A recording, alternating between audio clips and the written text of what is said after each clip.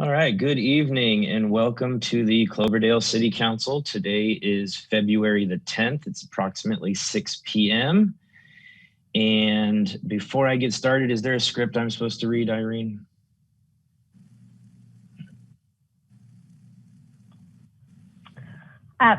Let's see.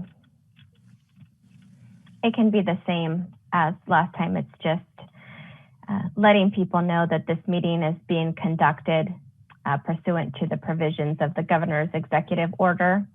Oh, I think I have something like that here too. I can go ahead and say something here. So in response to the recent resurgence of coronavirus cases in the council and continuing concerns of the government of California and the county public health officer about potential community spread of the virus resulting in prolonged indoor gatherings, the city has suspended conducting in-person city council meetings in order to minimize the spread of COVID-19 virus and pursuant to the provisions of the governor's executive order N-29-20, which suspended certain requirements of the Brown Act. As we've mentioned before, if you are participating via Zoom, there's a raise hand function when it comes time for public comment on the different items that may arise. I believe *6 will allow you to indicate you'd like to speak if you are just calling in and not necessarily utilizing the Zoom app. And if you are currently watching on YouTube, please be advised you are more or less live, but you're about 30 seconds behind us. All right, if we could get to, let me see here, I have my agenda, which is here. We'll do the Pledge of Allegiance, please. And Councilmember Walter, would you be so kind as to lead us today? Thank you, Mr. Mayor. I pledge allegiance to the flag of the United States of America and to the republic for which it stands, one nation, under God, indivisible, with liberty and justice for all. Let's see. Thank you, Councilmember Walter. I do appreciate that. Irene, can we have a roll call, please? Yes. Councilmember Bagby. Present. Councilmember Lands. Present. Councilmember Walter. Here. Vice Mayor Cruz. Here. Mayor Turner. Here. All right, before we get into the rest of the meeting, I kind of wanted to read something real quick that really spoke to me today. And, you know, as I kind of got up this morning and looked at the to-do list, I was tired before I started. And I think we can all relate to that right now. So I just wanted to share something that really spoke to me. It's called Hitting the Pandemic Wall. Hitting the wall is a running metaphor describing the phenomenon of suddenly running out of energy partway through a long race. This typically happens around the 18 to 20 mile mark. Many of us were delighted to bid goodbye to 2020, but the first month of 2021 felt a lot like the 13th month of last year. The vaccines arrived, but so did variants. For all the hope the vaccines have brought, there's a lot of uncertainty, and the rollout has been chaotic. Furthermore, we don't know if we're at mile 14 or mile 20. Take heart. History teaches us that there is a typical cycle in prolonged disasters. The first phase is about acute transition, learning how to adapt and survive, and is typically powered by adrenaline. In the second phase, you get into a groove, hit your stride, and may even start to feel confident. Then you hit the wall. Do not despair. The wall isn't a sign that you are lost or failing. It just means you are tired. This is a normal phase in adapting to sustained disaster conditions, and it's usually temporary. This winter, you will not only be able to ride out the wall, but will also find new ways to thrive. We have learned how to live, love, and be happy under these rough conditions. This dip is not permanent, nor will it define us through this period of adversity. So that really spoke to me today, and I just wanted to kind of take a minute and share it with everyone, and maybe it gives some hope to those out there who are tired right now. So thanks for listening. I appreciate it. Conflict of interest declarations for this evening. I do. Item 13. Okay, in please today's note. agenda. Have conflict of interest there, and I will recuse myself from participating in that conversation. Excellent. Thank you, Vice Mayor Cruz. Any other conflict of interest for today? Hearing none. I'm going to go ahead and get into agenda review. any changes or deletions to tonight's agenda? Mayor, members of council, no specific changes provided by staff, but I did want to call your attention to additional correspondence that was received after the agenda was posted. Most specifically, there was communication provided by Mr. Dan Bracciolini on item 6, which is on the consent agenda. There was also communication received by Ms. Rachel Allred regarding item number 8 on the consent agenda, which pertains to the Taylor Lynn project. There was additional communication received by Julie Kenzansi regarding item number 13. That is a regular business item, so that communication will be discussed at that time. There was additional correspondence under general communication that was received from Ms. Angela Cordova, as well as additional correspondence from Shirley Davis under general communication. No specific changes again to the agenda, other than that correspondence was received after the agenda was initially posted. All of the correspondence will be included in the meeting minutes and reflected to be part of the agenda once the updated agenda is published. No further comment. Thank you. Have the council members been able to review the correspondence received? Seeing a head nod there. Yep, thumbs up there. Yep, okay, good. All right, thank you. So noted, David, I appreciate it. Let's get into public comment here. Public comment, any person wishing to speak to the city council on any item not listed on the agenda may do so at this time. Members of the public have the right to speak on any items on the council agenda during that item. Pursuant to the Brown Act, the City Council is not allowed to consider issues or take action on any item not listed on the agenda. Attendees will be muted until they are called upon for public comment. To make a public comment, use the raise hand icon on your smart device or desktop computer, or dial *9. Actually, I was incorrect before. It is *9 if you are just using your telephone.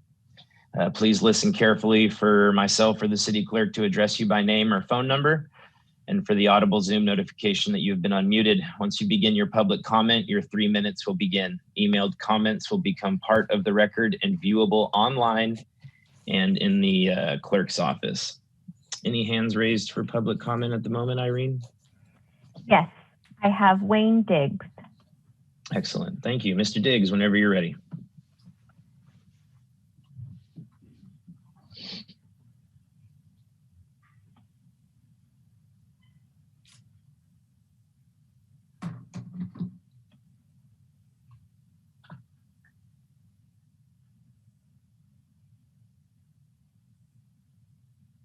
Mr. Diggs, you should be able to unmute yourself now.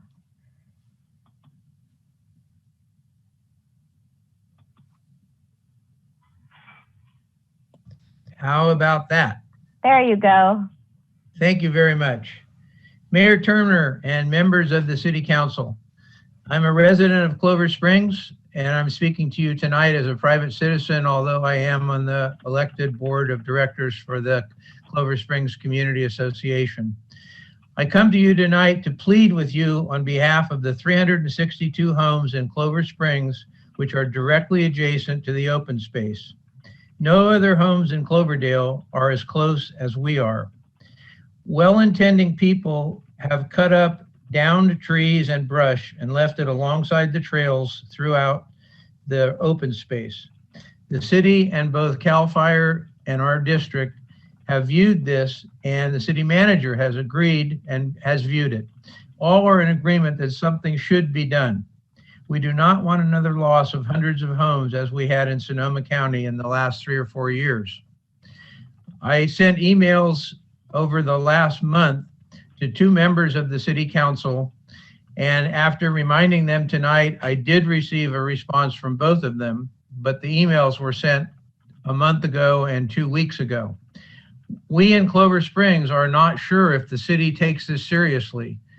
Fire season is soon to be here. We're having an extremely dry winter, and we want something done about this. The city has laws which require private property owners to cut brush and cut grass from their private property if it's a fire hazard, yet seemingly the city doesn't follow their own rules. So I just wanted to bring it to your attention and ask you to please take this seriously. Please listen to the fire people of our city who have viewed this. Please listen to Caltrans who have viewed this. There's a lot of dead trees and brush laying in the open space. We're not asking you to go in there and spend a lot of time. We would just like the fuels that are laying alongside the trails, at least let's address that. Thank you very much for your time. Thank you, Mr. Diggs. Appreciate it. David, is there just kind of an appropriate summary you can give Mr. or the community at large, of course, but Mr. Diggs as well? Absolutely. Thank you, Mayor, for the opportunity to address Mr. Diggs' comments. And I can assure you that the city staff does take Mr. Diggs' concerns seriously, and we do quite a bit of maintenance activities, which is reflected particularly at the trailhead for the open space. Chief Jenkins and I have been discussing opportunities to collaborate on some practices to reduce some of the fuel that Mr. Diggs is concerned about. This was addressed in part by our joint city fire subcommittee on Monday, where we held a discussion and provided an update on fire management activities.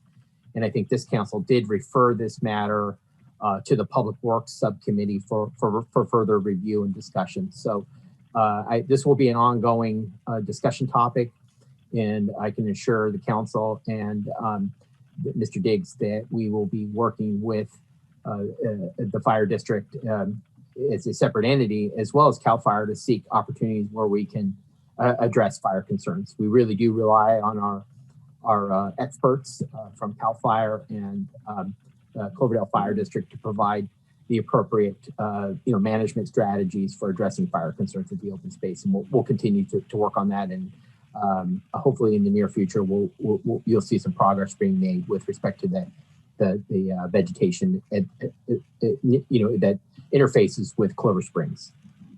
Excellent. Thank you, David. Mayor? Please.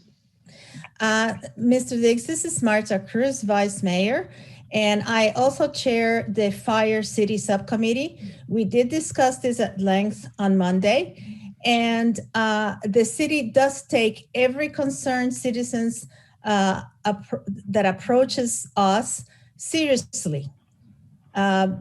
We are looking into this, we are acting upon this, and there will be an agreement coming up to assure the citizens of Cloverdale in general that everything is within the required safety as we approach the fire season. Thank you, Mr. Mayor. Excellent. Thank you. Excuse me. Irene, is there any other hands raised for public comment? Yes, I have Woodley Frampton.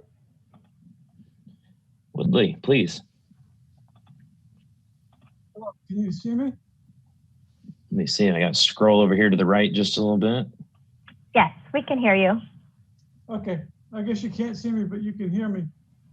Yeah, my name is Woodley Frampton. I'm the president of the Solar Park Homeowners Association. I've lived here for 20 years at Solar Park. We live adjacent to the Cloverdale Creek. And I've noticed that when it rains very heavily, we have a lot of brush, trees, lumber, all kinds of things coming down the creek, and they tend to block the creek. There's also a fire hazard there from all the debris that's built up in the creek.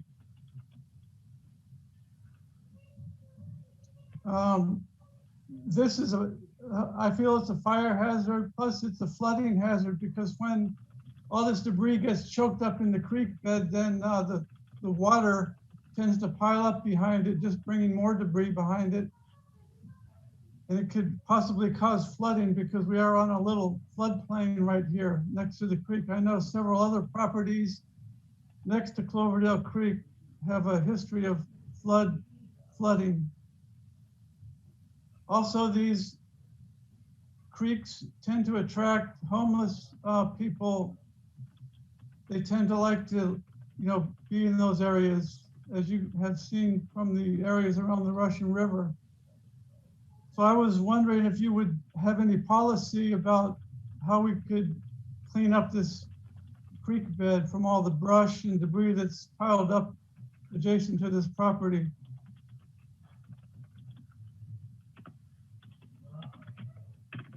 That's all I have. Thank you. All right. Thank you for your comments. I appreciate it. Mr. Frampton, I think. Yes, Mr. Frampton, thank you. Mayor, if I may just respond to Mr. Frampton's concerns. Please. If he can share his contact information, staff can follow up with them because we'll want to investigate further the locations that he's concerned about and determine the appropriate next steps in terms of addressing the concerns he's raised. Okay. Let's see.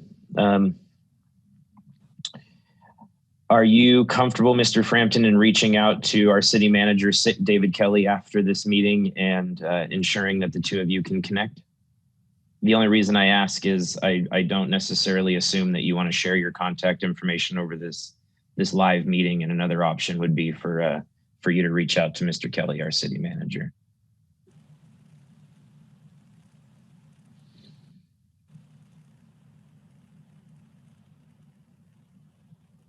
You might still be on mute, but if you are still with us here, his contact information is on the website. And Irene, if you can help me get in contact possibly with Mr. Frampton by other means, maybe somebody knows him at a later time, we'll make sure they connect.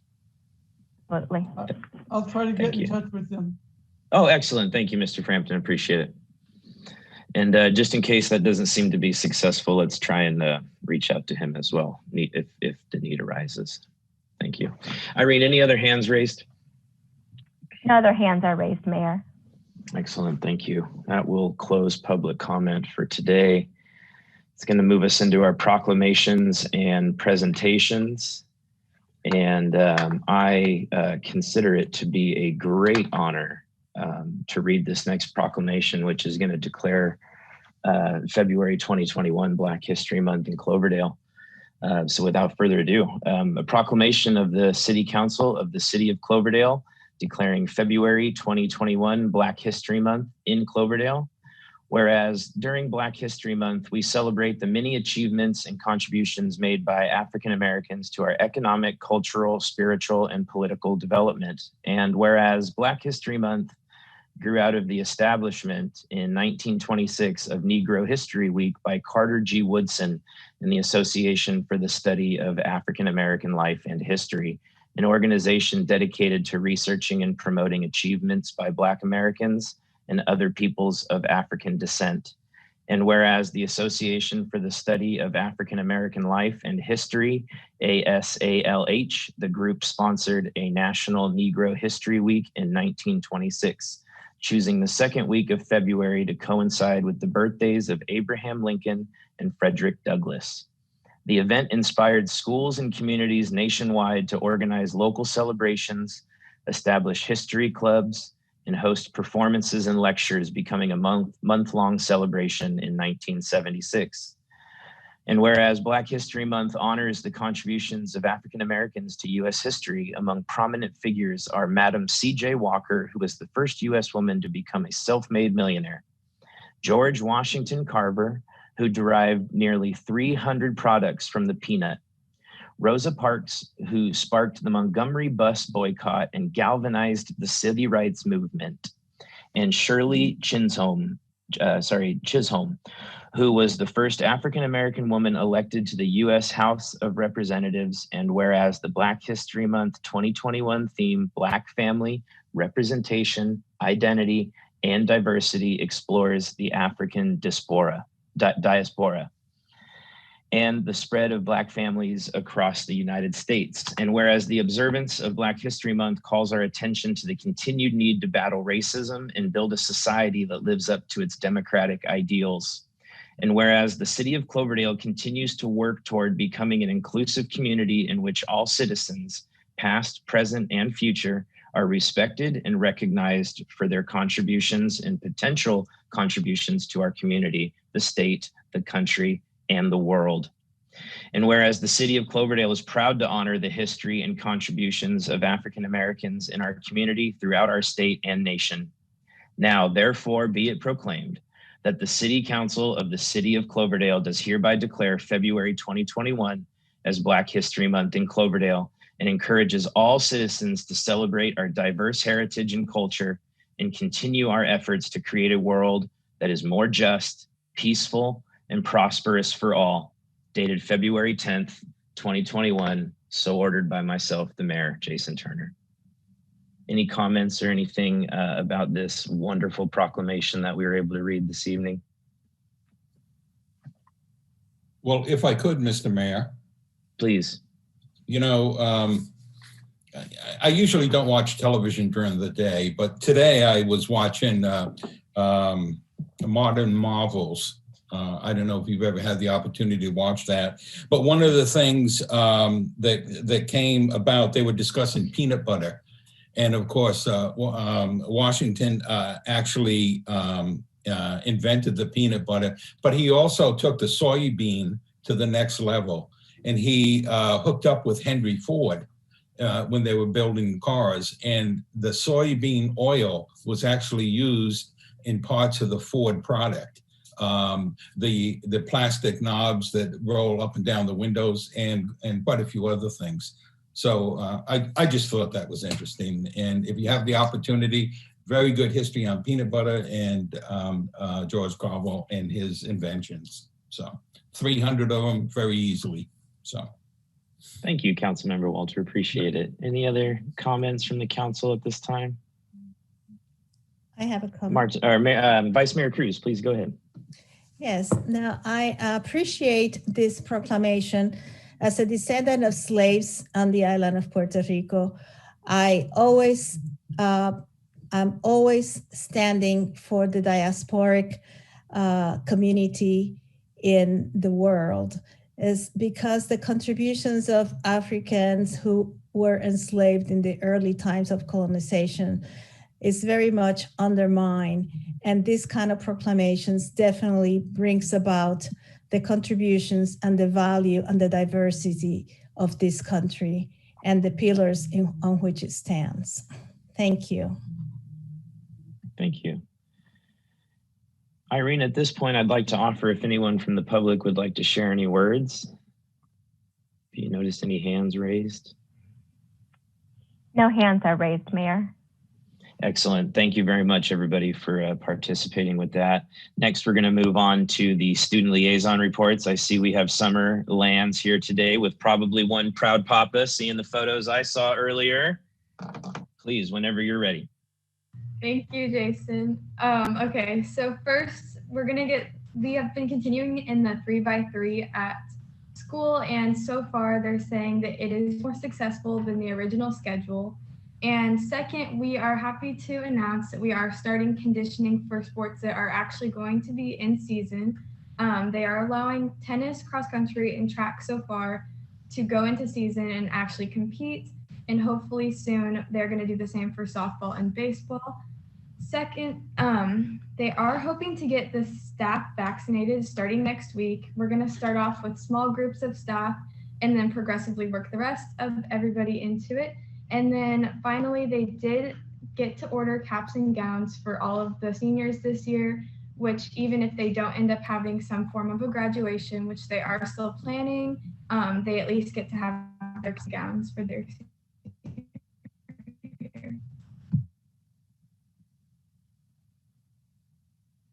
Awesome. Did that cut out on my end, or is she's not still talking, right?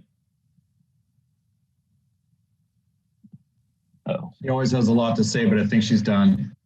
Okay, I couldn't, she started to cut out there towards the end, and I didn't know if it was on my end or hers, so I didn't want to talk over her. So thank you very much, Summer. I appreciate it. I apologize about that. Council, any questions or comments for the student liaison report today?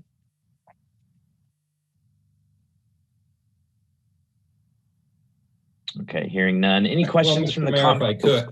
Please. Mr. Mayor, if I could, I'm sorry. I'm just a wealth of worthless information today. But on my way to the city council meeting, I went by the field behind Jefferson, and the young ladies were out there practicing softball, and it was surely good to see that. So I look forward to watching some games this season. So Awesome. Thank you. That's great. All right, hearing no other comments. Irene, any hands happen to be raised for a question for our student liaison? No hands are raised, Mayor. Excellent, thank you. So now what we're going to do is we're going to move on to the consent calendar. I will ask the council to recall we did receive some correspondence regarding items, and if that has so moved you to pull an item out for separate discussion, now is the time in which to do that. Otherwise, we will consider all items as one. Mr. Mayor, if you don't mind, I'd like to pull 6 and 8. Item number 6 and item number 8 will be considered separately. Thank you. Can I have a motion to consider the consent calendar except items number 6? Oh, forgive me. Any members of the public wish to have a different item pulled other than items number 6 or 8? No hands are raised, Mayor. Excellent. Any other council members like to separate out an item? Hearing none, we can entertain a motion for consent calendar except items number 6 and number 8. Mr. Mayor, I'll make a motion for 1 through 5, 7, and 9. Do I hear a second? I'll second that, Mr. Mayor.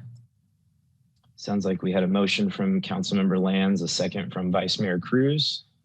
Irene, if you'd be so kind.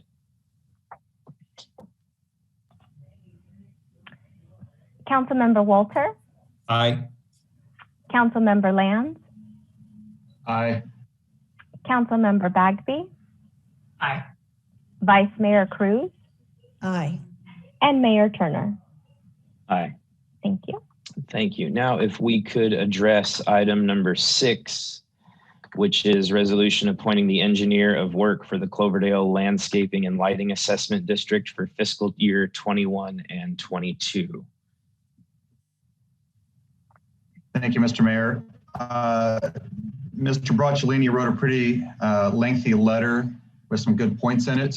And I know in the past, as me being part of that, an L&L here in town, I've had some of the same questions as Mr. Bracciolini, and at that time, the city manager answered a lot of my questions and cleared it up pretty simply. And so I was hoping Mr. Kelly could kind of assist with some of Dan's points. The number one point that I thought could be assessed now or answered now was the one regarding the city engineer being paid the 104 hours for L&L, just to kind of give a quick briefing of what he does for that time so that it would clear that up and be ready for the next assessment. Sure. David, are you prepared to kind of offer a statement in that regard? Absolutely. There is hours for our city engineer within the Landscape and Lighting Assessment District budget. Our city engineer oversees our staff that perform, pretty much all of the work within the landscape and lighting districts and its zones. A number of the projects require, direct management oversight and input, and there's also a lot of day-to-day operational issues that require direct input by our city engineer and in his capacity as our public works director. He certainly participates in the budget process and a number of the projects and activities. And we evaluate the hours on an annual basis, and it is reflective of the amount of time that is spent working as a whole for the Landscape and Lighting Assessment District. Thank you, Mr. Kelly. I knew you'd have a great answer for that, and I appreciate it. If I can, or real quick before I do anything, any other questions? Todd, was there anything else you wanted to ensure David touched on? No, sir, that was a perfect answer and what I was looking for, so thank you. Councilmember Bagby, Vice Mayor Cruz, Councilmember Walter, if you guys don't mind just trying not to speak over each other, but just kind of speaking up. I'm having the scrolling left and right is leaving a bit to be desired. So hearing none, I have one question. Last year, I recall we opened up an RFP for anybody else who may want to do it. did we receive any other applicants?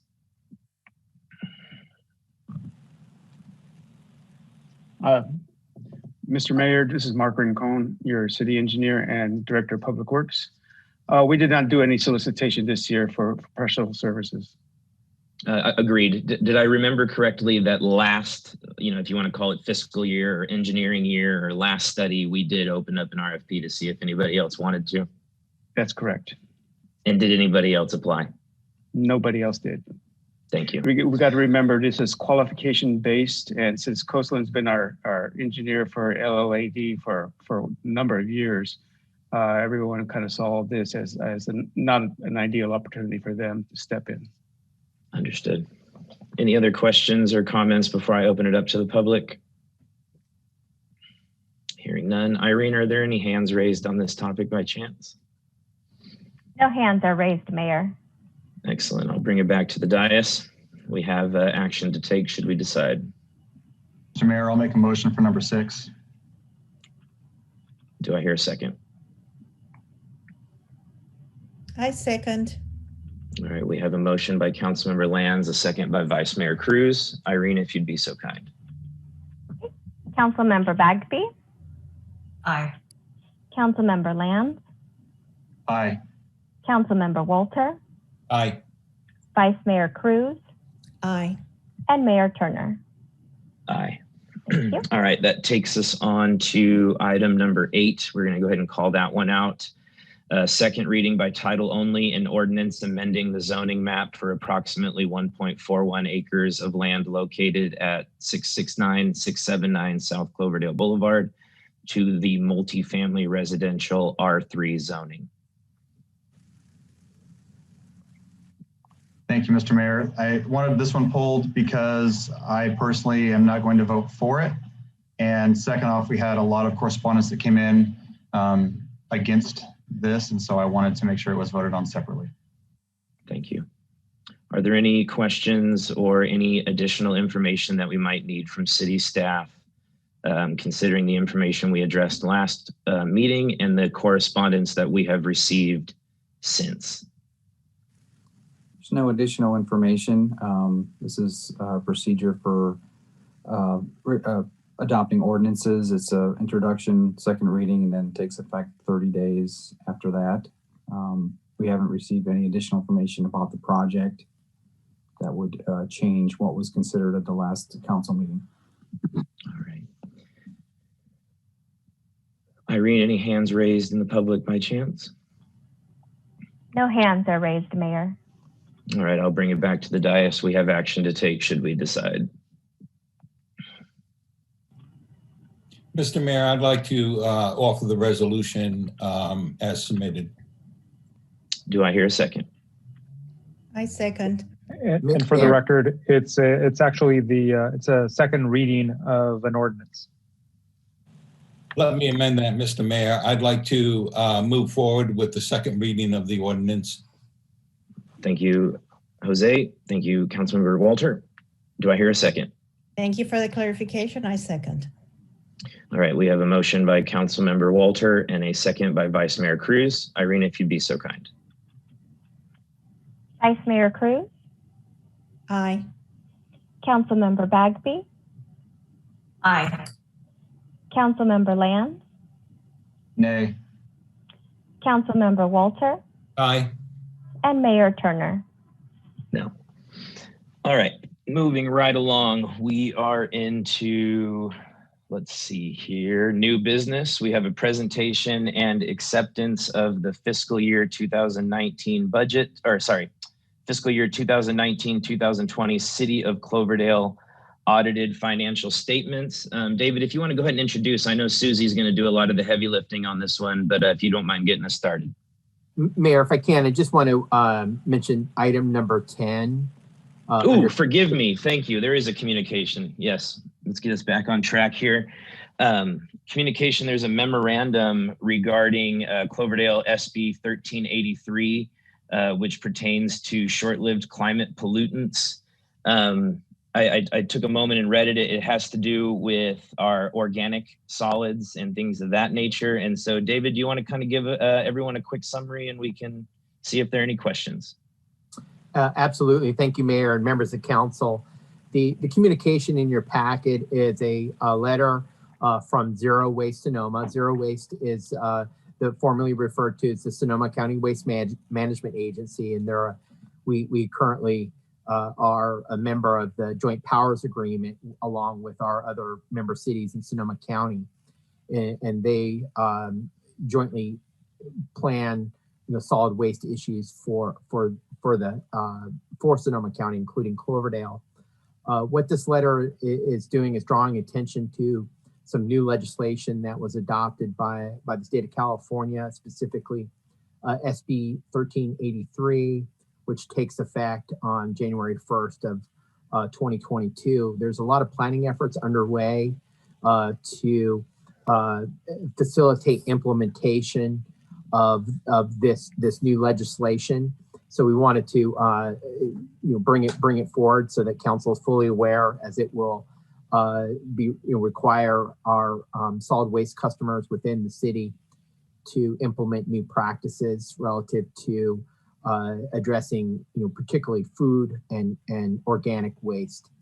My recommendation is just to review the letter, consider it, and support staff's effort to further educate the community that this legislation will take effect roughly 10 months from now. We have been coordinating with Zero Waste. My recommendation will be to have Zero Waste staff provide a brief presentation at your next council meeting, just so you can give you a little more detailed overview of this legislation and what actions are being undertaken to support implementation of this legislation within the city. Excellent. Thank you, David. And yes, Vice Mayor Cruz, I did see Councilmember Walter's hand up. So I'll go ahead and allow him his question, and then by all means, you can go right after, I promise. Thank you, Mr. Mayor. David, just one quick question. I remember when this came out quite a few months ago, the big problem that I had with it was the city was going to be fined as opposed to the violator. Because at the time we were talking about the school district not complying with 1383. Is that still the same, where the city will be fined? In terms of enforcement of the legislation, it does appear that it falls upon the city's, it's a city responsibility to ensure compliance with the legislation. With that said, Zero Waste Sonoma, is engaging in this effort to provide, public education and outreach to, facilitate implementation. So, hopefully we won't have to take a heavy hand in terms of enforcement and do it through voluntary means. But besides the enforcement component, there's a lot of other requirements associated with this legislation, particularly with respect to record keeping, that will be somewhat burdensome to the city to fully implement. In fact, Recology, our current solid waste provider, has provided a cost proposal to for them to implement this new legislation, and that's why we want to bring this back as a presentation so we can facilitate additional conversation with council about the impacts of this legislation. And I would imagine if we give the nod to Recology to go ahead and be our record keepers on this, it's going to affect the charges that the community pays for their services. It's very likely that there will be Recology will incur some additional costs associated with implementation, and under our franchise agreement, when they incur extraordinary expenses, they're allowed to pass that through to our ratepayers. Are we going to have the option to, if a financial fine is levied on the city, would we have the authority to go ahead and fine the violator? Or is that a little premature? Yeah, we haven't determined that. Ultimately, we'll probably bring forward an ordinance to support implementation of 1383. But we're at the early stages of ensuring that we addressing the requirements and working through them. And there's been some amendments to the legislation. So it's a work in progress, and that's why we're trying to get and stay ahead of this. There's a lot of meetings with the staff at Zero Waste that are helping develop a county-wide ordinance so that it's consistent across in Sonoma County. Thank you, Mr. Mayor. Absolutely. Vice Mayor Cruz? Yes, precisely. I am the new chair of the JPA Zero Waste Sonoma. And all these issues will be discussed at length in our next city council meeting. And today, I really didn't want to have a lot of discussion about this because there are many questions and many amendments that have taken place that the executive director, Leslie Lukacs, will be able to speak on at length. And this will happen in our next city council meeting. I am very much on board on working with this organization. I have been for the last 2 years, and we are actually quite an example for the county in terms of compliance, in terms of education, and in terms of communications. So this will continue to be so, and I'm going to make sure that we are in compliance and that we keep it at cost, on budget and on time. So thank you very much, Mr. Mayor. Thank you, Vice Mayor Cruz. I notice John Cropper came on to our panel here. Any questions for us or anything you'd like to add or anything? No, I'm just going to wait. I'm going to present in just a little bit. Excellent. Great. All right. And then how about Summer? Any questions or comments about, and then forgive me, Councilmember Bagby, I didn't quite see the hand. You are absolutely next. Oh, no, go to Summer first. That's fine. Okay. Summer, any questions or comments that you want to share about this one? Not as right now. Okay, thank you. Councilmember Bagby, please.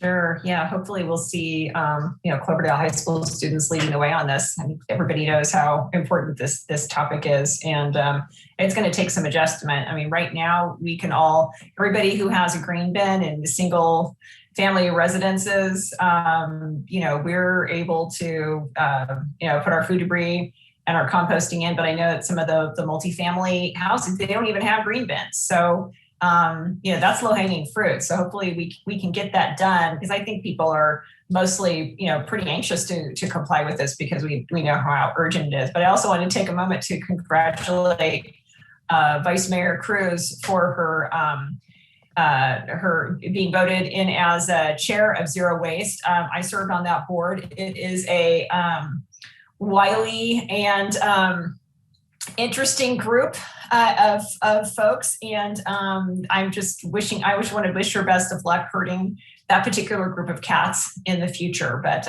I look forward to hearing from Leslie and from folks who can help us meet these goals in the future. So I think it's something that is achievable, and we can definitely do better. Awesome. Hear, hear. Congratulations, Vice Mayor Cruz, on your appointment as chair. Any other questions or comments before I turn it over to the public? And again, if I'm not seeing your hand raised or you waving at me, please feel free to speak right in. Hearing nothing. Irene, any hands raised? No hands are raised, Mayor. Excellent. Any final comments before we carry right along? Hearing none. Okay, so as David mentioned at the onset of our meeting, there was some additional correspondence that came after the publication of this agenda. They were sent to all council members. I saw nods at the beginning of the meeting that we all had a chance to review them. So I will go ahead and close communications and move on to new business, which again, we'll start with the presentation and acceptance of the fiscal year 2019-2020 City of Cloverdale audited financial statements. Good evening, Mayor, members of council. The item tonight is presentation of your fiscal year 2019-2020 audit. This is the audited financial statements for the close of the fiscal year ending June 30th of 2020. This is a first year with a new auditor for the city, Cropper Accountancy Corporation. Joining this evening is John Cropper, and he's going to provide a presentation and overview of the audited financial statements and give you the highlights. At this time, I do want to acknowledge the work of our finance director as well as our finance analyst in preparing, working with Cropper Accountancy to provide all of the financial documentation required to complete this audit. It's a work product that we have to do annually. It's beneficial because it does reflect our current status at the end of last fiscal year in terms of our net position, and I know John will cover that. But I want to acknowledge that again the work that they put into being able to complete this audit because it requires a tremendous effort by our staff to put all the documentation together to support the auditor's work in this effort. So with that said, I'd like to introduce first Susie Holmes, our finance director, see if she'd like to say any words, but otherwise turn it over to Mr. Cropper to provide a presentation on the audit. Sure, I'll just add that as David mentioned, this is our first year with Cropper and Accountancy.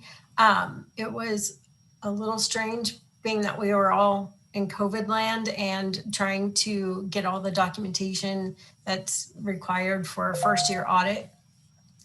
But we did it, and I think we did it successfully. It was a team effort. It took the whole finance department. I'd love to take 50% of the accolades, but I can't. I also wanted to point out that Assembly Bill 1345 required that we have a new auditor after 6 years of auditing, which is why we moved to Cropper Accountancy. We did an RFP. We got several responses, and Cropper was the one that staff chose. Thank you, Susie. Can you guys hear me okay? And can you see the screen? I've got a little PowerPoint I'm going to try and we'll see how well it works. But Honorable Mayor, council members, it's a pleasure on behalf of our firm, Cropper Accountancy, to be here tonight to present your June 30, 2020 financial statements.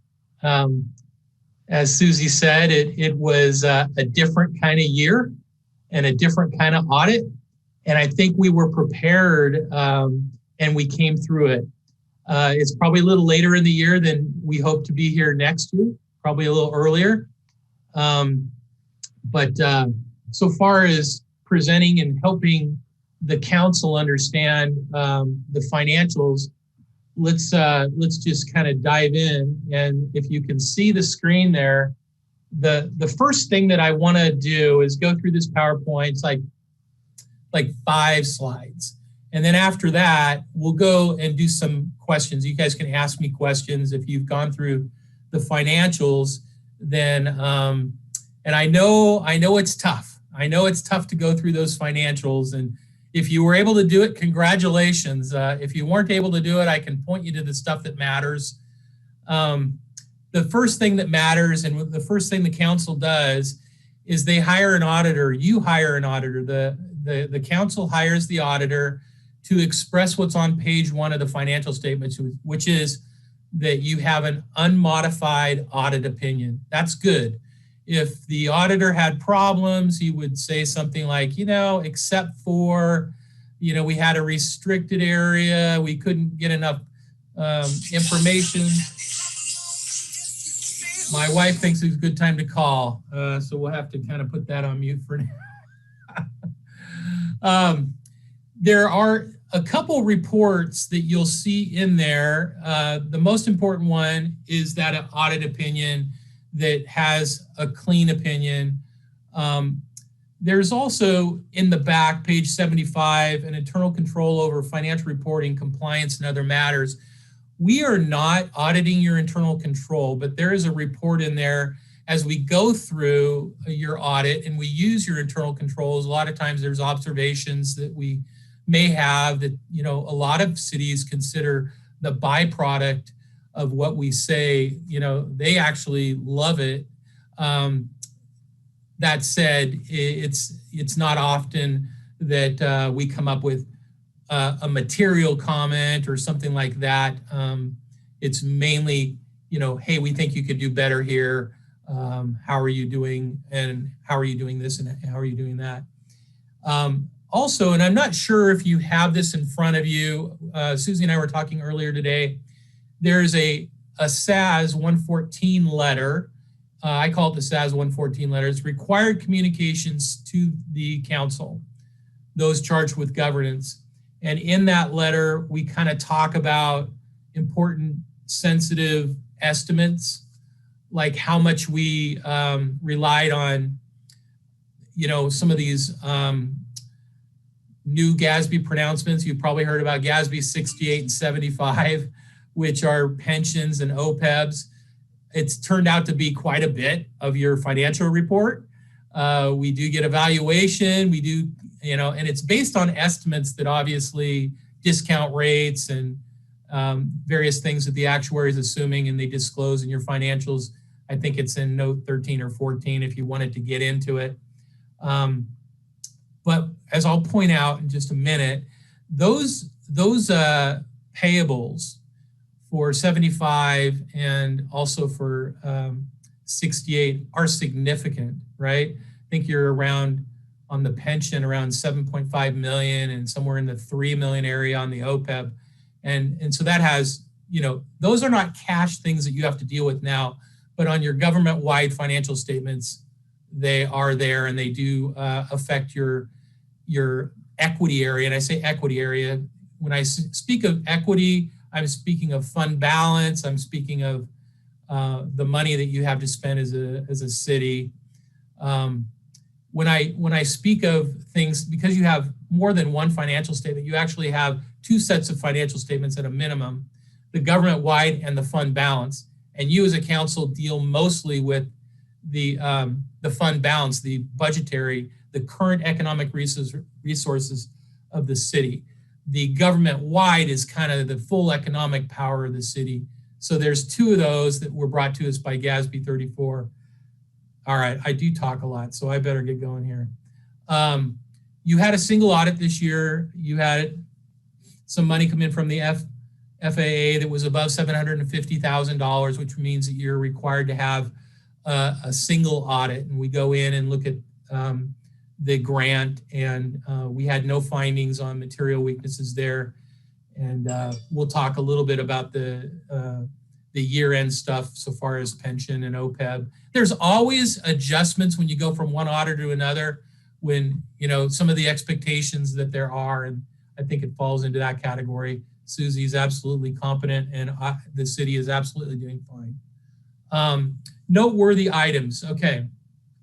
So if you've got the financials in front of you, which I don't think you probably do, but if you were to go to page 13, which is what I'm gonna do, I will just say to you, okay, this statement of net position is part of the government-wide, the full economic power of the city.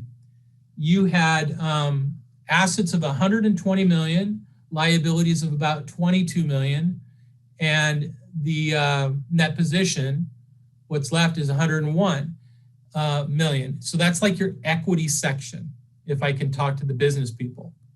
Net positions, kind of like equity. Katie's done this slide for me, and you can see in green is the unrestricted net position. And on a government-wide basis, because of your pension and your OPEB mainly, you have an unrestricted number that's actually negative of 6.5 million. When we get to the fund balance, it'll turn around. But a lot of that is because what we're doing in this section, the government-wide, is we're accounting for fixed assets, we're accounting for long-term debt, we're accounting for everything the city's got. And you can see in this, it's got $95 million invested in assets, capital assets, net of related debt. And there's legally restricted monies of about $11 million. So if you were to go to page 13 at the bottom of the page, you could see that what I'm speaking of in the right-hand column, because it's not only the governmental activities, it's also the business type activities, which is your enterprise funds like water and sewer and airport. So that's that. The government activities is other things like the general fund and special revenue funds and things like that. If you were to go and look at the general fund, which is page 22, and when I'm speaking of page 22, I'm actually looking at the financial statements. I'm not looking at the PDF that you guys are. Will be different by 4 page numbers. So if you're looking at your PDF, you're going to want to take 4 away from that. So my 22 is, I think, your 26. So here, let's see. Well, actually, it's not 22 that I wanted to get you on.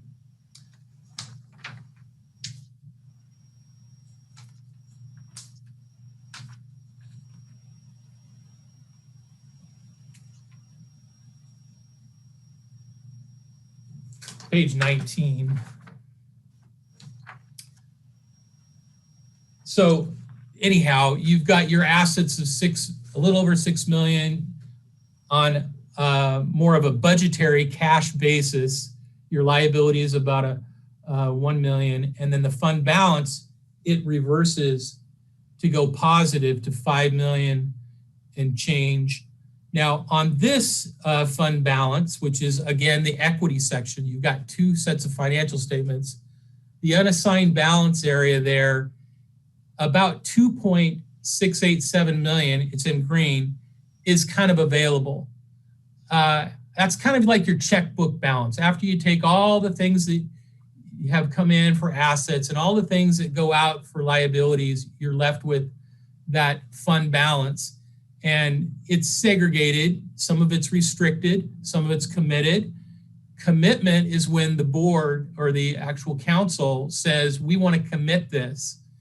And so then it kind of comes out of that number. So unassigned, you have kind of a checkbook balance that you're available to spend of $2,687,000. Susie sent me this because she thought that this would be helpful. She's put together a general fund balance comparison. You can see the second to the one on the right is the current year, 1920. We ended June 30 fiscally, June 30, 2020.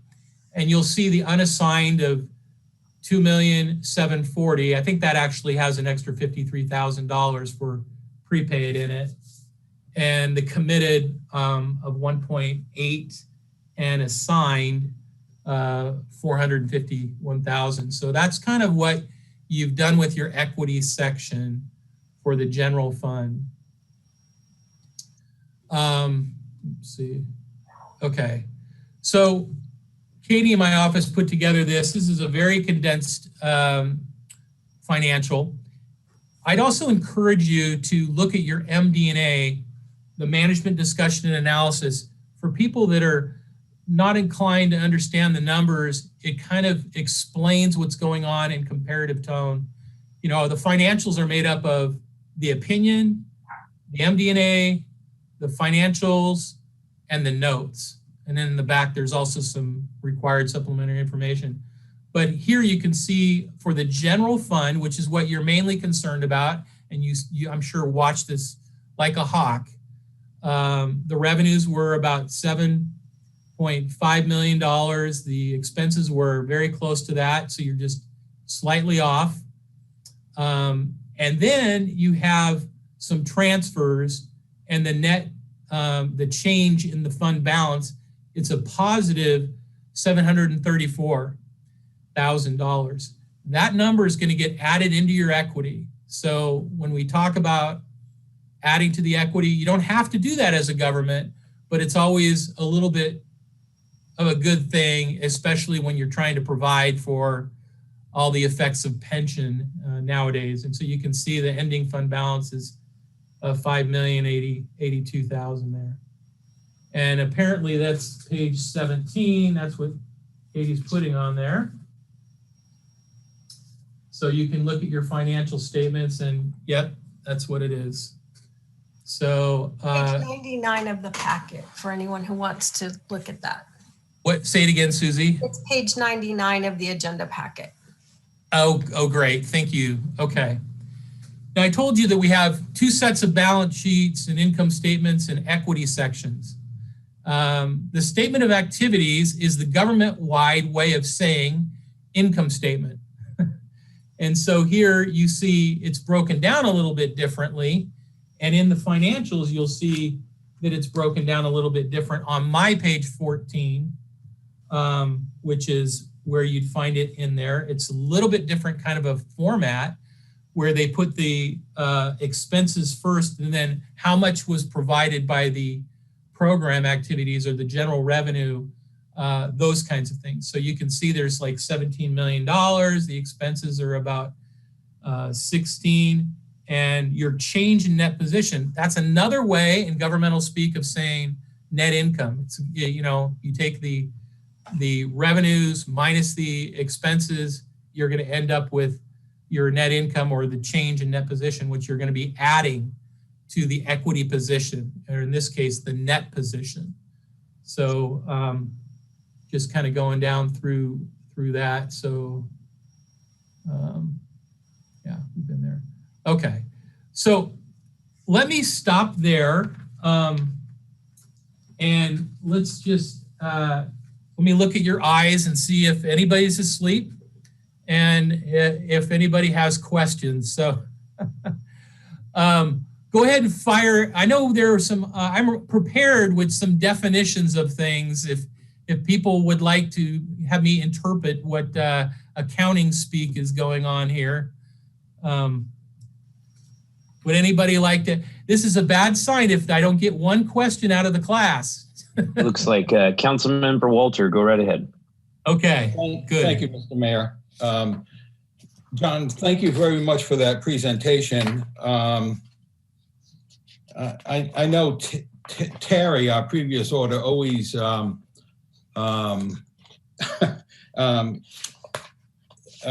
understood what I was trying to say, but let me just ask you a couple questions.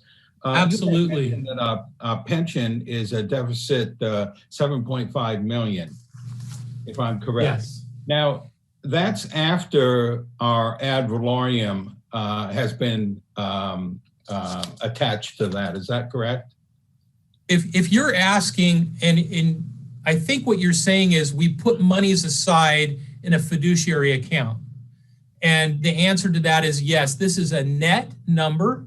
So if you were on page 13 and you see the net pension liability, it's actually the pension liability less the fiduciary money you've set aside, and then this is the net number you owe. That we owe, okay. And you know, I always ask this question as well. Did you have the opportunity to look at some of the expenses we were charging to the ad valorem portion of that? I'm sure we did. As part of the audit, we actually take all the state monies and the county monies and tie them into the general ledger. Those are kind of the revenue side. The expense side, it depends what, not exactly sure about what you're speaking of on those costs. Well, what I'm speaking about is, you know, the ballot initiative stated certain items that could be levied in that tax to cover our pension liabilities. Is there anything that we're not capturing? I ask this every year of Susie and David and in the accountant. I would just love to have somebody say, you know what, you're missing on about $1 million a year you could be charging on your ad valorem. So that's where I'm coming from on that. So I'm going to boil down what the auditor does on this, which may not really address what you're saying. The auditor gets the professional valuation report. And I can't remember, Susie, who does your valuation? I can't recall. Bartel. Okay, great. Bartel's really good at it and they present great information. We take that, we construct the notes that you see, and we take the key figures, and basically it ends up here. So the auditor is not the expert on creating that number. And that's true for GASB 68 and 75 both. And you'll see in our audit report to the council, when this letter I keep talking about, we break out that as a sensitive estimate, because as you know, CalPERS is at 7.15 and it's coming down. And as it comes down, the liability kind of goes up. There's other assumptions that are happening.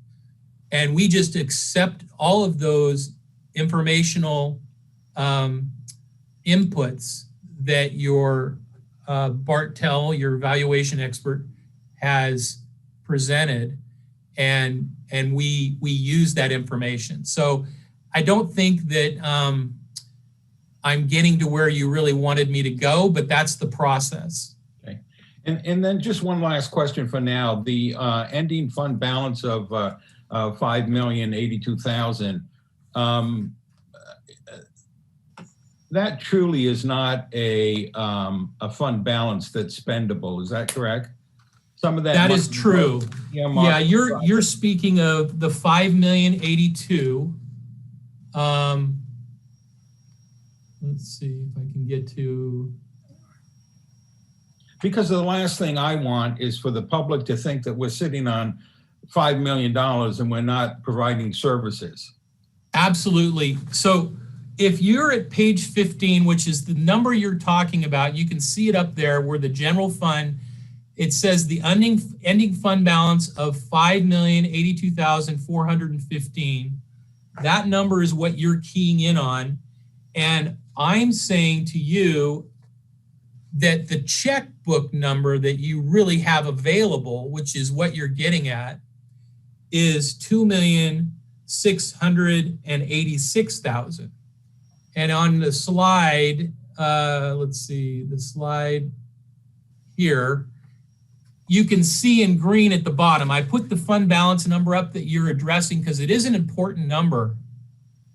And underneath that, the unassigned fund balance number of $2,687,000. So that is actually on page 15. I think we referenced page 22. It may be on page 22 in another form, but I'm really looking at the balance sheet that is on the fund balance, okay? So that's a great, I hope everybody on the council understands what has just been said, because that is the number that you kind of come away with that you have available. It's not a huge number when you consider that on page 17, you're spending $7.7 million every year. 7.6. Well, if you look at page 17 on the report that I'm looking at, it's $7,545,524. That's the number you're spending every year out of the general fund, and you've got about 2.5. So, I would say if you're a bond guy and you're going to float a bond, 33% of that number, around 2.5 million, is about what you have. It's probably considered strong. but a lot of cities are trying to work up to get to 1 year's worth of their expenses, just in case something like COVID happens. Okay, John. Shouldn't laugh. This is David Kelly, City Manager. If I can, I just want to chime in here for a second. I think to kind of get to Councilmember Walter's comment and just remind the council that you do have a fund balance policy of retaining 25% of annual expenditures set aside, and that's really a minimum target that staff, when we bring forward budgets, tries to preserve.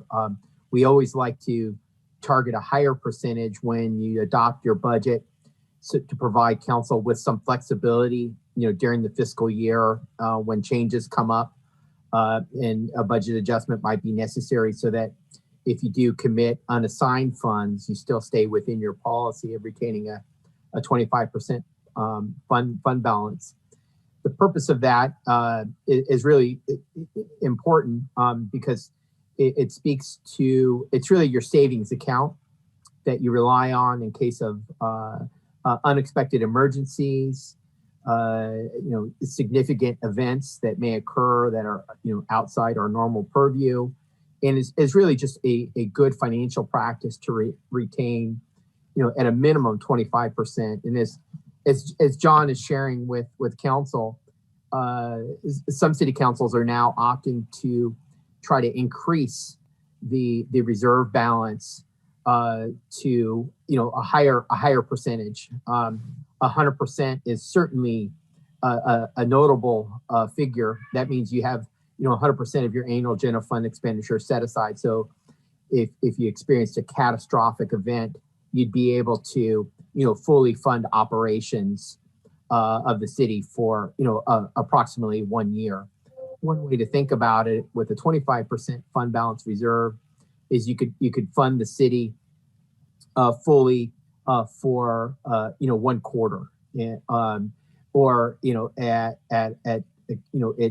at a lower operating basis, over the full fiscal year.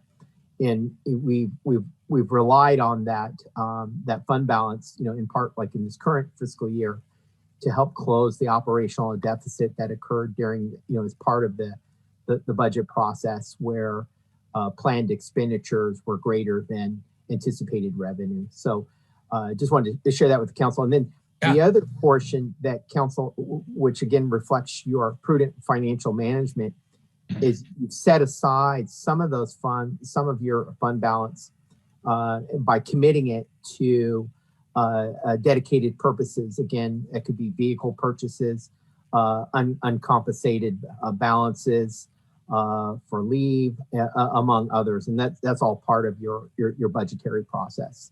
And again, I really applaud council because it reflects your best practice in terms of financial management. And I just don't want people to be looking at this thinking that we've got 2.6 million to spend. I mean, when you you take out the 25%, we're left with somewhere around that 725,000 mark, if that. So. Yeah, and I would just like to add one thing to that, Gus, that some of our revenues, even though they're earned in June or July, we don't actually receive those, like property taxes, until December, and that's our biggest revenue, right? So we have to go 6 months, and so for the cash flow, it's very beneficial that we keep it as high as possible, because we have to go 6 months before we get our greatest revenue, and so we're having to float that until we get the revenue. Yeah, I think you guys this is a great conversation. City Manager Kelly is right on with this. And I put up on the screen, I went into the financials to share, if you can see, can everybody see financial statements there? I've got the equity fund balance area, okay. And I don't know if you can see my little pointer here, but the number I was focusing in on is that unassigned $2,686,000. GASB 54 delineated out various types of things here, and you can see you've got committed for special purposes, 1,890,000, and that may have something to do with your policy. It's certainly a big chunk above 25%. So that would increase what I'm telling you, the 2,686,000. I'm not sure offhand, maybe Susie, maybe David know what is in that committed number of 1,000,008 in addition. And then that the council would have had to do. Committed means you as the city council have said, we're going to, at the highest level, commit these funds. We're not going to spend them for anything but what we're the city council wanting to set it aside for. And it's clearly described there as committed for special purposes. Right. That amount is for from our fund policy that states that 17% will be set aside for contingency and 8% will be set aside for emergency. And it's a goal. We have it to where we'll do up to a certain dollar amount each year of the surplus. So we haven't reached that goal in those, but we're moving up toward it. Excellent.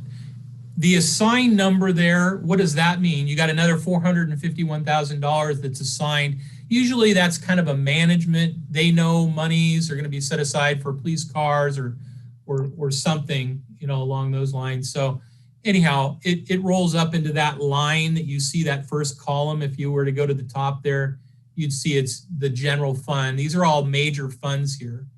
But I don't want to get you too far into the weeds because this report's 90 pages or 80 pages, right? It's got a lot of information in it.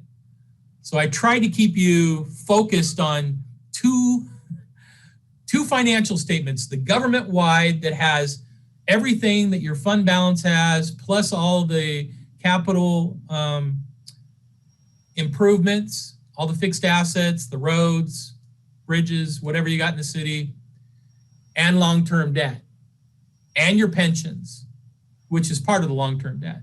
So that's the government-wide, and then you've got the other one, it's the fund balance that you guys work your magic with the budgets off of, and that's also in the report that you can look at. And I know Susie's really good about this kind of stuff, so rather than get you too far into the weeds, I'll be quiet, which is, oh yes, I see a hand up, yes.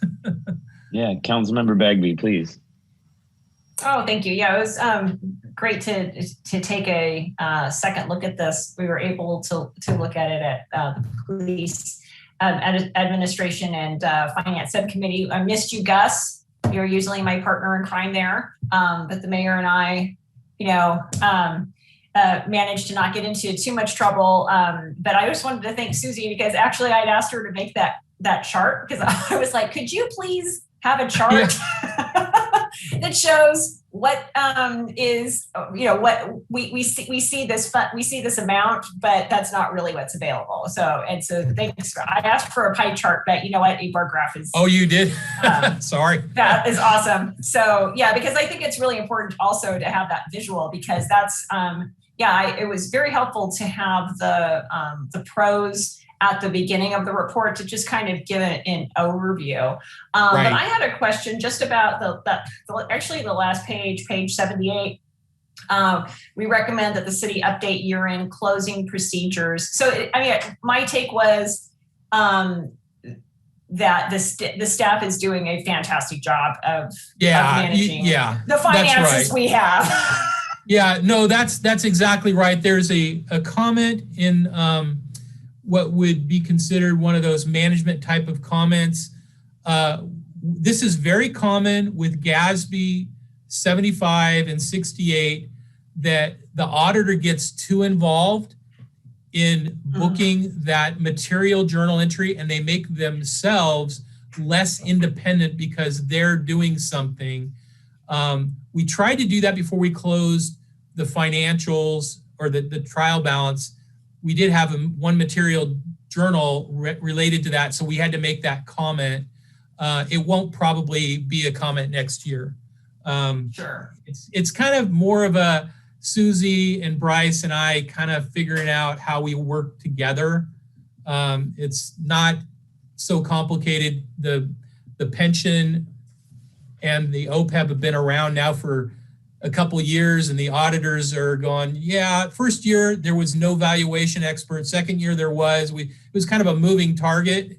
Now we're saying, okay, clients, you guys, can you book this? And here's how you do it. And it's a little more complicated for a city when you allocate it as well. So anyhow, there are some closing entry stuff that we'll work on. So yeah, you read all the way to there, huh? Good. Well, yeah, I was like, as you kind of implied, I did my best.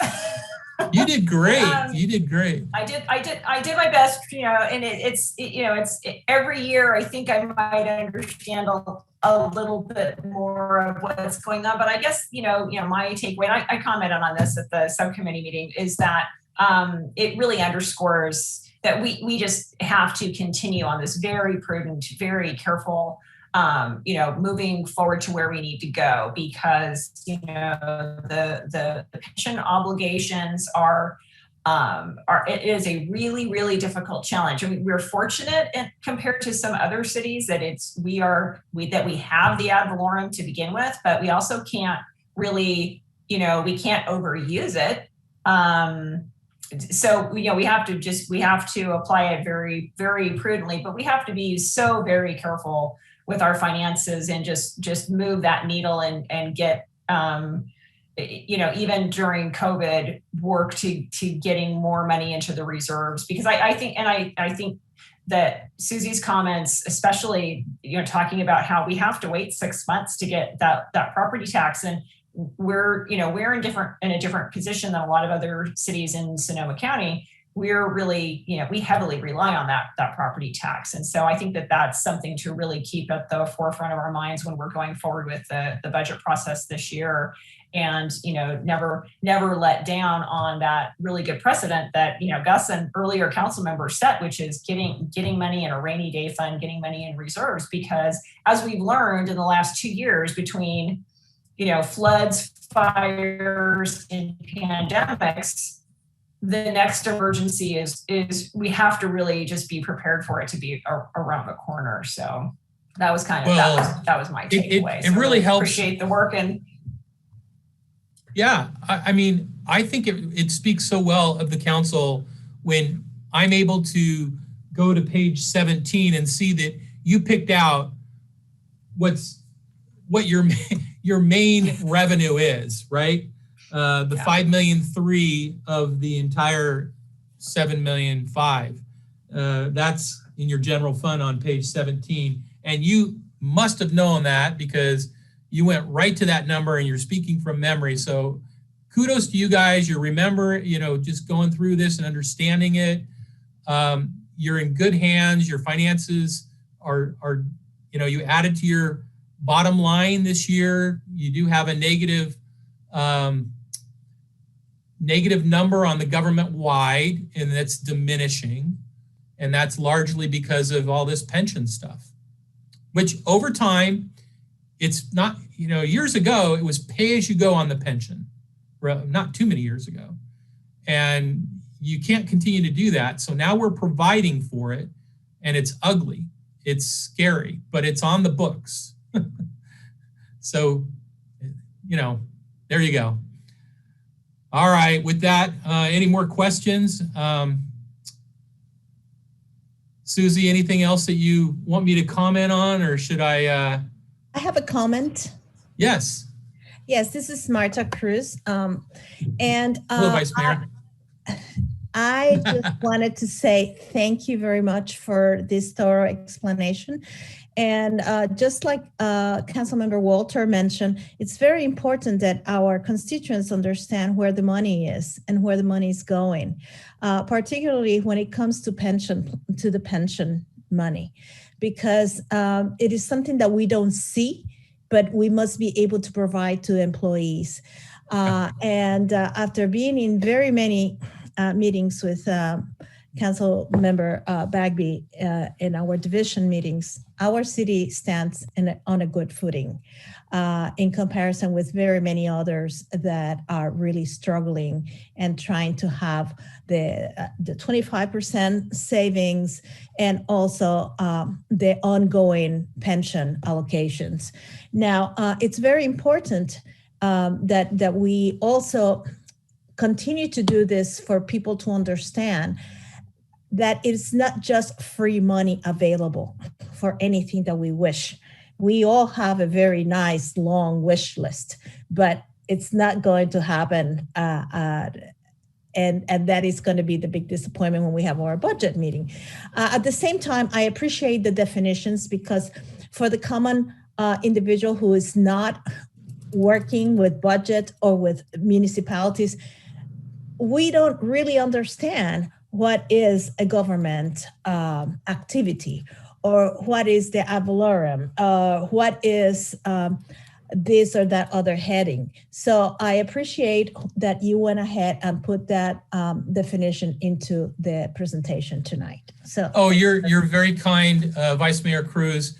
I would also add this pension is also paying for past sins, right? Especially in the classic area. So it's going to get better. It's just going to take a little bit of time as you pay gradually, and then, you know, in another 10 years or 7 years or so, it'll be less painful. Councilmember Lands, sorry. Did you have a question? No problem. Yes, sir. I want to start by saying thank you, and I thank everyone involved in this budget that actually shows us, you know, I would consider in the black. That's one of the things I always look for. But I had a couple clarifying questions because I'm new to this here, and I apologize if they're elementary questions. First one is probably for Susie. We had an 8.5% raise from the prior year of what we spent.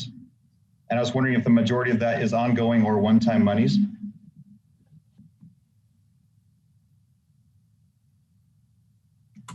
I believe that the majority of that was one-time money. I think it's broken out. Let me look at that, and while you're asking your next question. Yeah, no problem. And you can even get back to me on an email later. I was just kind of curious to see how it would affect our future budget. Okay. And then the second question, I don't know who this one will be for. It's page 124 on ours. It's page 42 for the actual audit. I was curious on the water installment sale agreement. And I wanted to have somebody explain it to me in about a third grade level so that I can understand a little bit more, because it looks like we're paying about a 50% or almost 60% interest on it. And I want to know why, or if I'm reading it wrong. So I can handle that. I see it up on the screen here. I see that it says that the agreement bears interest at 2.75%. I don't think you have anything that's any outlandish, you know, rates. Rates are low. You would refinance if you had that kind of an issue going on. But, you know, if that answers the question, yeah, it's 2.75%. Okay, I was just looking because it says, you know, in say 2021, principal 67,000, interest 101,000 is what we spent. And that's why I was trying to figure out if anybody could explain that a little bit better to me. Yeah, probably there's some accrued interest in there from the prior year.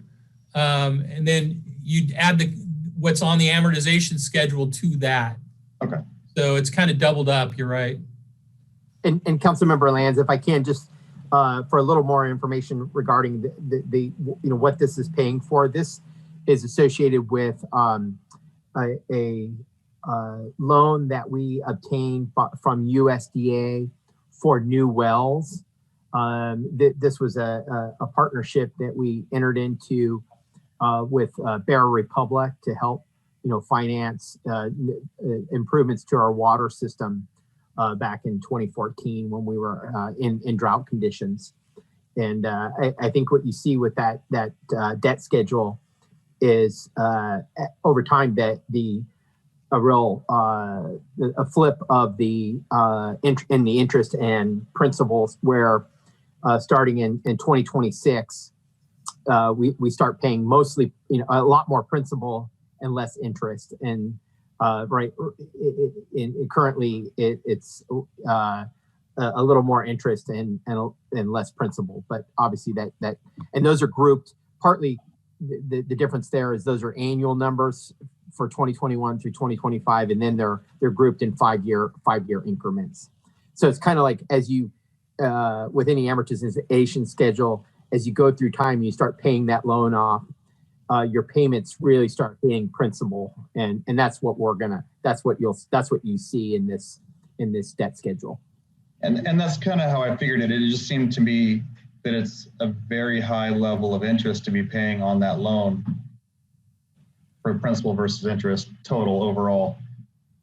And might be something we look at in the future to pay off early if possible. I don't know the contract, see if we can do that without paying interest. However, paying 60% interest on a loan total overall, even though it's a 2.75, that seems pretty ridiculous to me. So that's why I questioned it.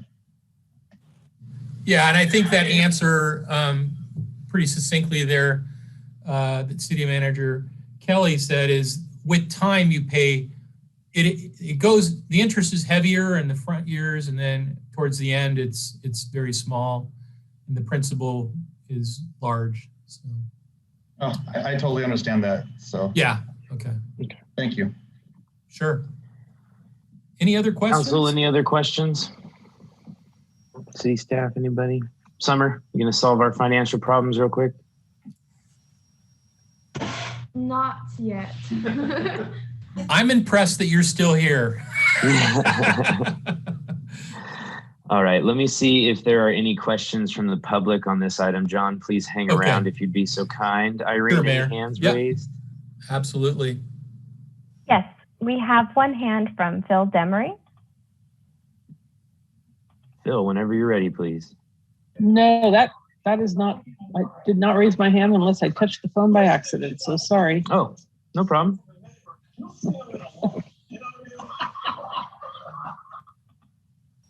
All right, so we'll go ahead and bring it back to the dais. We have some action. We need to accept this, should we decide. David, the pathway forward, I believe, is just a motion and the actions taken. That's correct, Mayor. We're asking council to accept the audit this evening, and if council is inclined, we recommend accepting it with a roll call vote. Excellent. So we have some action before us if anyone is so inclined. I'll move to approve. Do I hear a second? I'll second, Mr. Mayor.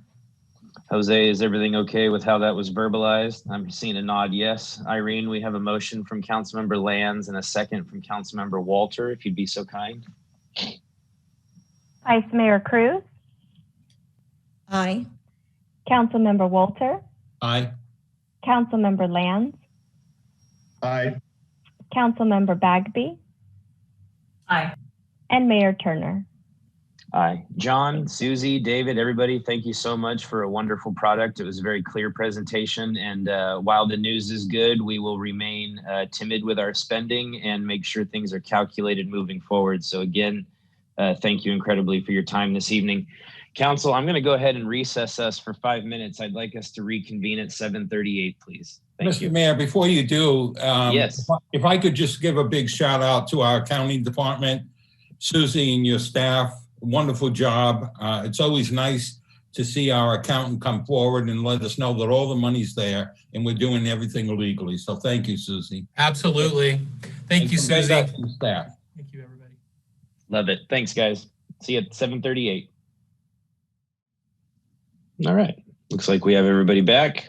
We'll go ahead and get started and move on to item number 12, which is a discussion of proposed 6 acres pre-annexation agreement. David, I'm led to believe we've made some progress in this regard and you have some updates for us and you would like council to provide future direction. Is that correct? That is correct, Mayor. Excellent. Whenever you're ready, if you want to go ahead and introduce and then turn it over to whoever would like to offer the report. Absolutely. Thank you, Mayor, members of council. Staff is excited that we're able to bring this item forward this evening. The item before you is a draft pre-annexation agreement with the 6 acres water company, 6 acre water company is currently a unincorporated area adjacent to the city along South Cloverdale Boulevard. And the staff has been coordinating with the residents within 6 acres for quite a bit of time. For, I would say, nearly going on 5 years, when the residents were originally notified by the State Division of Drinking Water that their existing water system was not adequate and didn't meet state standards. And there became a discussion about what the state refers to is consolidation. And we'll kind of use the term interchangeably with annexation. And there was state legislation that was adopted that gave the state the authority to require these small water companies to consolidate with larger water providers that do meet state standards. And that really what brings us here tonight is a product of a work effort in working with the State Division of Drinking Water, the residents of 6 acres, and the negotiating parties, along with a lot of work that's been done in the intervening years. And so that's kind of an introduction to this item. Kevin Thompson, our Assistant City Manager and Community Development Director, has been actively working on negotiating a pre-annexation agreement. And he'd like to provide an overview of some options for council to consider, but also delve into the draft pre-annexation agreement that was included in your packet. So with that said, I'll turn it over to Kevin Thompson. Kevin. Thanks, David. Irene, were you able to find the PowerPoint? Yes, it should be up momentarily. So we put together this PowerPoint. This is a pretty complicated topic, so I'm hoping that this can, going through a PowerPoint, can simplify it. I tried to distill it down to as simple terms as possible, just so everyone can kind of understand. We do have Mr. Dat Tran from this State Water Resources Board. I've asked them to provide a little bit of a overview of the funding opportunities that are available for this project, and I'm hoping he's here, and we can maybe do that after my PowerPoint if you have questions intervening, or straight into his just a brief explanation. So next slide. So as David kind of gave an introduction, there's about 22 homes in the 6 acres area. You can see here in red the map of the entire 6 acres geographic boundary. They are regulated as a public water system. And again, as David mentioned, in 2015, they were put on notice that their well was not meeting state standards and they needed to seek water from a different source. 6 acres is seeking water from the city. We've been working on this for a long time, since I've started.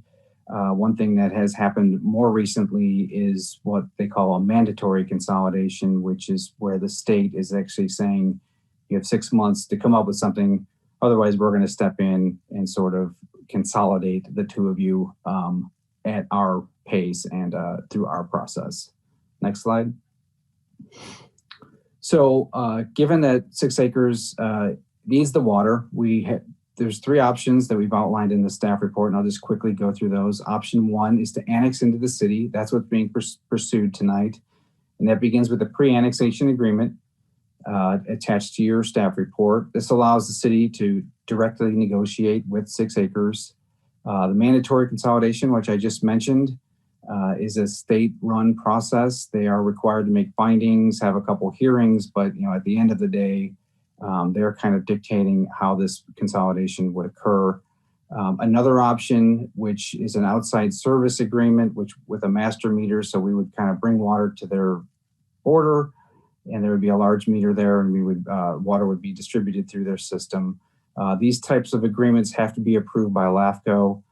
There is a restriction that if we pursue this master meter, they would have some difficulty in getting building permits that would propose an expansion of their home, because it would be kind of set at that level of service. Also, just from a planning perspective, 6 acres is within the city's general plan map and in the sphere of influence. You know, typically anything that's in the sphere of influence, you know, is reasonably to assume that it will be brought into the town at some point during the life of the general plan, which goes to 2025. So there has been some discussions, you know, a master meter could imply that maybe you should, you know, amend your sphere of influence to not include 6 acres. But I just want to point out that any one of these options are going to require the abandonment and decommissionment of the existing well and water main system that they're currently using. Next slide. So I just tried to pull out what I thought was the most pertinent deal points from the pre-annexation agreement that we, again, have been working on for a few years. It does allow 6 acres to pursue a full annexation with Sonoma County LAFCO. This would be the first step. So that would be kind of setting the stage. It's not to say that, you know, I'm not sure that the city would want, you know, it's really sending the signal that we are going to annex. You know, at that, once we agree to this, I think we're kind of down that road. It does allow the State Water Resources Control Board to complete grants. We're going to talk more about the funding in a minute through the State Water Drinking Water State Revolving Fund. It should be pointed out that this money would be available with or without this pre-annexation agreement that could occur during, say, a mandatory consolidation or some other way that we would deliver water to 6 acres. It does give the city a little bit of an out, and this was kind of written in before the mandatory consolidation letter was issued last November. It kind of says if money's not available, that we don't have to pursue the annexation. I'm not sure how this really works now, considering the state is kind of saying you have to consolidate one way or the other. It does acknowledge that the infrastructure within 6 acres is not all up to city standards. We've known that for a while. It defines Lyle Lane as a private road, which sort of does kind of mitigate some of, you know, the maybe not up to city standards, but we would not have to maintain a road that is a private road. It does not require any improvements along the bridge that's along the eastern edge of Lyle Lane. Next slide. It does, however, convey a public utility easement and right-of-way along Lyle, Hamlin, and El Rancho Drive, so the city can construct and maintain and repair wastewater pipelines related to infrastructure. There's some infrastructure, and Mark can chime in if I'm not getting this correct, that's closer to 101 that we do maintain, and there was some question about the bridge at the end of Lyle Lane and you know, bringing large equipment over that bridge. We think we've solved that by providing a different way for our crews to get back there and not use the bridge. The geographic area, I know there's been some questions. Would it include the vineyard property, the vacant vineyard property that's right along the freeway? It would not in this case, in large part because the state funding that we're availing ourselves to would not be available for annexations that aren't in need of drinking water assistance. Also, one of the things that we've talked quite a bit about is it acknowledges non-conforming existing uses within the 6 acres area. This is kind of a zoning planning thing. Non-conforming uses would be able to continue on with change of ownership, tendency, management, as long as there's no expansion or change in the use or substantial alteration to the building or structure. In reality, this is exactly the same protection that they would have gotten under our current zoning ordinance. It is written into the agreement, but it would really, we have the same language in the zoning ordinance. Next slide. So to talk a little bit about the money and how much this is going to cost and how we're going to pay for it, there was a study done in 2018 by an engineering study by GHD. They've laid out 3 alternatives. These are in your staff report, of course. Alternative 1 would be just for 6 acres to fix up their current water system and a new well and pipes and all that. And you can see the cost on that is between 2.4 and 3.3. That's those million. The master meter would be about 1.59, or the third alternative is what we're kind of discussing tonight. The water could be provided for about 1.322 million. The study does identify an additional $3 million in what would be needed to bring the streets up to city standards. We're not really discussing that tonight, but it is a number that's out there. Again, a lot of that is mitigated by the fact that Lyle Lane will remain a private road and be maintained by the folks who live on that road. Just another little point, each home that hooks up to the water would be required to hook up, pay our development impact fee of $6,700. That is covered by the grant funding. Next slide. So this is kind of, David and I had a good meeting with the state board regarding the funding, gave us a peace of mind, I think. The Safe Drinking Water Revolving Fund really is very comprehensive, and I'm hoping that Mr. Tran can speak a little bit more about it, but it really includes much of what would have to happen in order for 6 acres to get water, including new water lines, household connections, planning, design, the CEQA work, the LAFCO fees, plan check and inspection services, obviously the construction, and there's even an opportunity for us to track our time and get reimbursed. One kind of a newer development also is that 6 acres has been designated as a disadvantaged community, which allows through this fund them to hire a administrator, which is really a project manager. The way it was described to us is really this person would be responsible for all the paperwork, for funding, all the way down to construction management. And it just sounds like it would be very helpful in terms of our small staff and helping get this project off the ground. Next slide. So in summary, as David mentioned, we've been working on this for a long time, several years. It's been reviewed by our legal team and agreed to by 6 acres. And just want to point out, a lot of the negotiations did occur prior to the mandatory consolidation letter. So that was issued last November. We've had a lot of this hammered out by that point. But that's kind of a newer development that really kind of pushes us along to come to some resolution or, provide for the state to step in.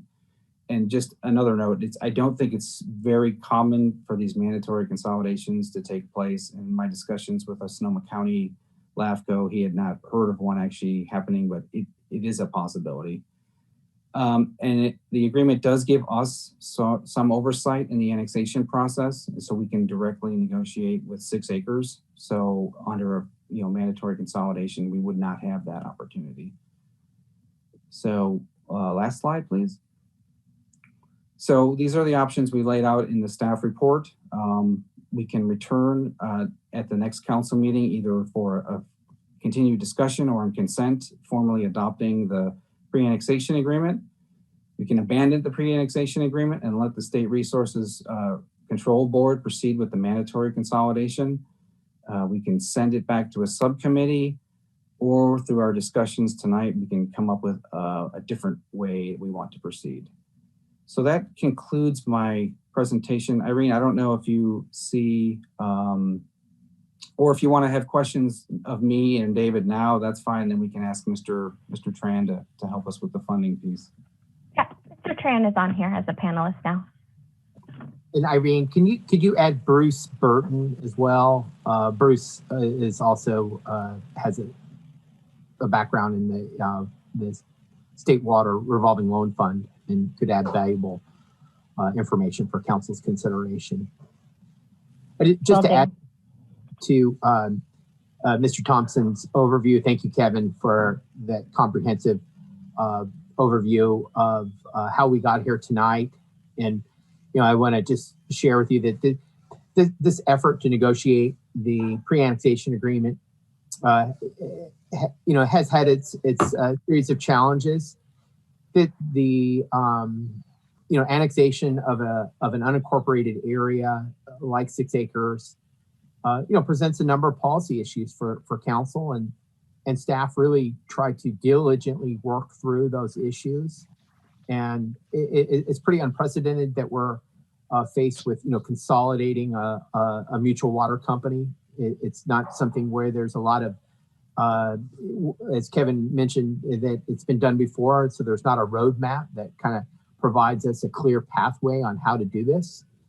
But I think what we've put together, it represents a real collaboration and partnership with 6 acres, and provides the ability for the city to extend water services, but also preserve the ability of the residents within the 6 acres area to continue to enjoy the benefits of private roadway, but all the while being able to obtain safe and potable water. There was some concern initially that the city was somehow behind that was the genesis of the concern expressed by the State Water Resource Control Board and the Division of Drinking Water, and there's no founding for that. It was really the state acting in their own capacity and under their own authority to request consolidation. And so it was, under the auspices of the state that we, began this process and began this journey. And here we are. I want to acknowledge the folks, the residents, the individual residents of 6 acres, and their various team members that have worked with city staff, and certainly their patience as we work through the various challenges that were presented as we address this, what otherwise was really a difficult request. But I think what was a salient point for staff was that the state has indicated that through the State Drinking Water Revolving Loan Fund, they can fund a lot of the engineering work that would be so critical to support future improvements to the water system that could be extended into 6 acres. And there's tremendous value in that, in my opinion. Otherwise, it comes at a considerable cost that would have to be burdened by the residents, and I think it probably beyond their means to be able to take on that burden, and likewise for the city. And again, it's our understanding that staff's costs, if we track them accordingly, can be recouped, by the State Drinking Water Revolving Loan Fund. So it would support our time by reimbursement. But with that said, given the amount of work that would be necessary in engaging in this process and reviewing the plans, it is a significant work plan item for staff, and it has been for quite a while we also try to pursue implementation of the goals and the work plan that's set by council. So with that said, we're staff's here and ready to answer any of council's questions before you open it up. Excellent. Thank you, David. So council members, we have a little bit to kind of get through here. The first thing I think what we'll start with is any technical questions on the report or the information that you've received. There's a number of professionals that have been able to join us this evening. Mr. Dat Tran, thank you for being here, and Mr. Bruce Burton. So I can see all of you in tiles in front of me. So it looks like Vice Mayor Cruz, you have your hand up. Would you like to start? Yes, I got into this conversations soon after I came to council, and they were already going hot. And I see all about water, but I don't see anything about sewer system. So when you're integrating into the city, is it just water? What's happening with the sewer system? It is just water. There are some, so there's about 5 or 6 acre residents that have sewer connections with outside service agreements. Mark, you can chime in. We would certainly encourage the sewer to be hooked up at the same time when everything's dug up, and hopefully that can be accomplished, but we specifically asked, this program does not fund that. So Mark, I don't know if you had any other ideas, but we would certainly encourage it. Yeah, I mean, obviously there's... Just a second, Mark. I need to ask, have you contemplated also expenses for that? No, we have not. It would be either there's going to be another grant that we can seek funding, or it will be on the individual homeowners, or Mark, correct me if I'm wrong, they can keep their septic system, which is not ideal, but we would hope that when everything's dug up, that they will see an opportunity to get a sewer lateral installed as well. Yeah, there's 17 homes that are not connected to Cloverdale sewer. There are 5 homes that are connected. Those are primarily, I believe, on Lyle Lane. So the remaining 17 have yet to be connected to sewage.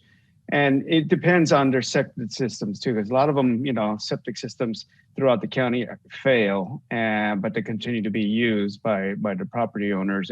And so I would ask that the county, or at least an engineering firm, do an assessment on the existing septic systems to see if they're still acceptable. If there's still life in them, we could definitely, incorporate them into this project. But if it looks like they're beyond, their useful life, we should definitely be looking at getting a sewer connection to these homes. And the cost of that burden, I don't have any answers for that. Is this going to be a problem that is going to arise down the road?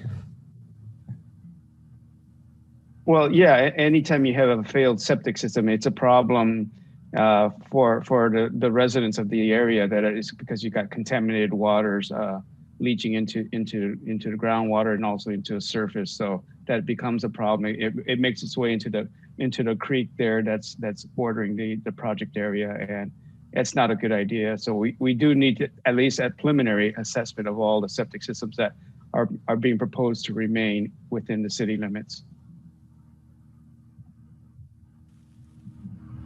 Did I understand correctly from the staff report that the pre-annexation would afford the most opportunities for us to have oversight over that? Yeah, that is our assessment. Thank you. Oh, you mean in terms of the sewer? Well, not just the sewer, but it would seem to me that if we did the outside services agreement, where we bring the main to the boundary of the property, then we would have nothing to say whatsoever about what their sewer system looked like. The county would have to enforce that. Sorry, their septic system. And so it would seem that if we did the pre-annexation agreement that's being proposed by city staff, if I'm understanding correctly, we would have a little bit more of an opportunity to conduct the study that Mr. Rincon speaks of, or to have some ability to wish one way or the other, it would seem. I think that's fair. Would Mr. Tran be able to speak on this? Yes, can everyone hear me okay? Yeah, thank you. Thank you so much. I know Martha, we have met, and I know some of you, I look very familiar to me. Either I'm getting older, so I start to recognize more people, or anyway, my name is Dat Tran, and I've been with the actually with the State Water Board for about 6 years, but previously to that, Bruce and I, we were working for the Department of Public Health, so I've been with in the drinking water program for quite a while, since 1998. So it's date myself a little bit, but I am so excited to be able to participate and talk to you about the funding opportunities, because as I listen to, better part of your finance and all that, it's all, let's put it this way, it's all down to you being very judicious and about it's come down to the money, right? It's very important. You got to protect your interests and your money and how all this, and I really appreciate how it's Susie, the accountant. I'm thinking here I was listening to and watching and your budget and all that, and you only have like $5 million, right? Cash on hands for but on the sewage, we do have a program that we're not just about drinking water. The water board, since we go from the Department of Public Health, which was all strictly the drinking water program was there, we came over to the water board. So we have lots more funding, different funding.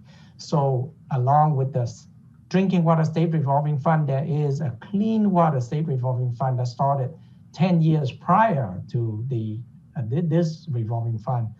So the difference is actually the wastewater. If you do nothing about the annexation or consolidation or anything, I just wanted to kind of share with you the finance opportunity that we have for you, and that is if you, any project and any infrastructure improvement that you need for your wastewater, your sewage, or anything like that, then you can come to us and the Clean Water State Revolving Fund, which currently is at, the interest rate is only 0.9%, less than 1%.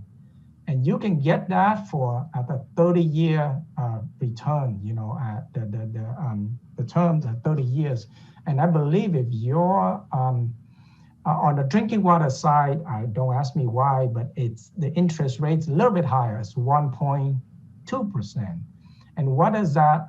It's just the way that but we have programs that will take care of both. And when it comes to septic to sewage, we do that similar to the way to the water, the consolidation. We would want you to do that. I mean, I'm surprised we haven't talked about that, but we need to engage and do that. And beyond the funding, so there's this funding that is, what does it mean? If you go out and you get a regular construction loan right now is at about 4.5%, 30-year fix.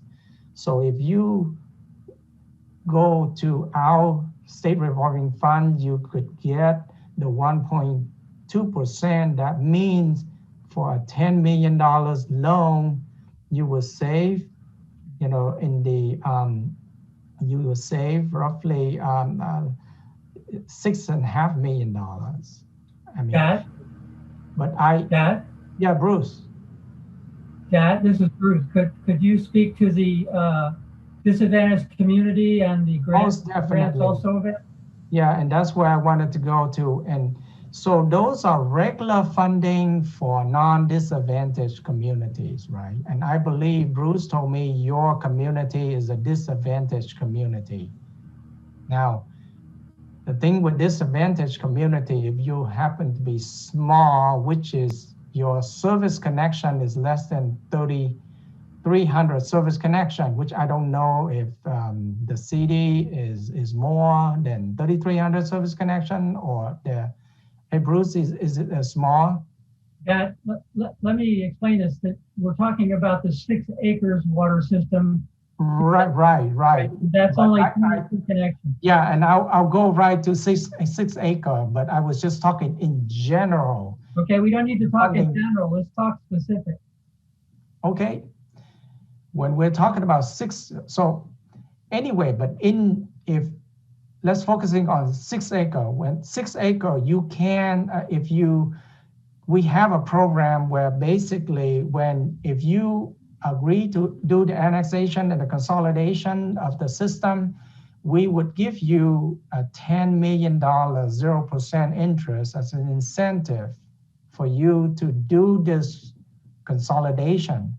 So if you go through and do the annexation and consolidate the system to it, you can get up to $10 million for whatever projects that you have, that the CD want to improve. And in terms of the consolidation project with 6 acres, 6 acres is I think a severely disadvantaged or a disadvantaged community, right? So they would then qualify for 100% grant from the state. And there are limitations to what they can. So each service connection, they can get up to $60,000 per service connection. So in the 6 acres, I think with 22 service connection, they're at about just over $1.3 million. So that will be the limit. You can't go above that. And anything above and beyond that, we sweeten the pot a little bit by giving you additional incentive this year. So last year we didn't have this, but this year for every severely disadvantaged connection that you are consolidating, you get a $10,000 cash incentive for your projects. You know, so on top of the 10 million, you get the 10,000 post-service connection for consolidation of an SDAC. If it's only a disadvantage, and it's $5 million. So I mean $5,000 post-service connection. So that's just the different incentive that we have for successful. You know, so in terms of funding, I was just wanted to kind of show you that, and whether we want you to help 6 acre and consolidate them, and all the funding, in addition to providing the funding, so it can go both ways. We can provide the planning for you to do, funding for you to do the planning, which, and then you do the construction.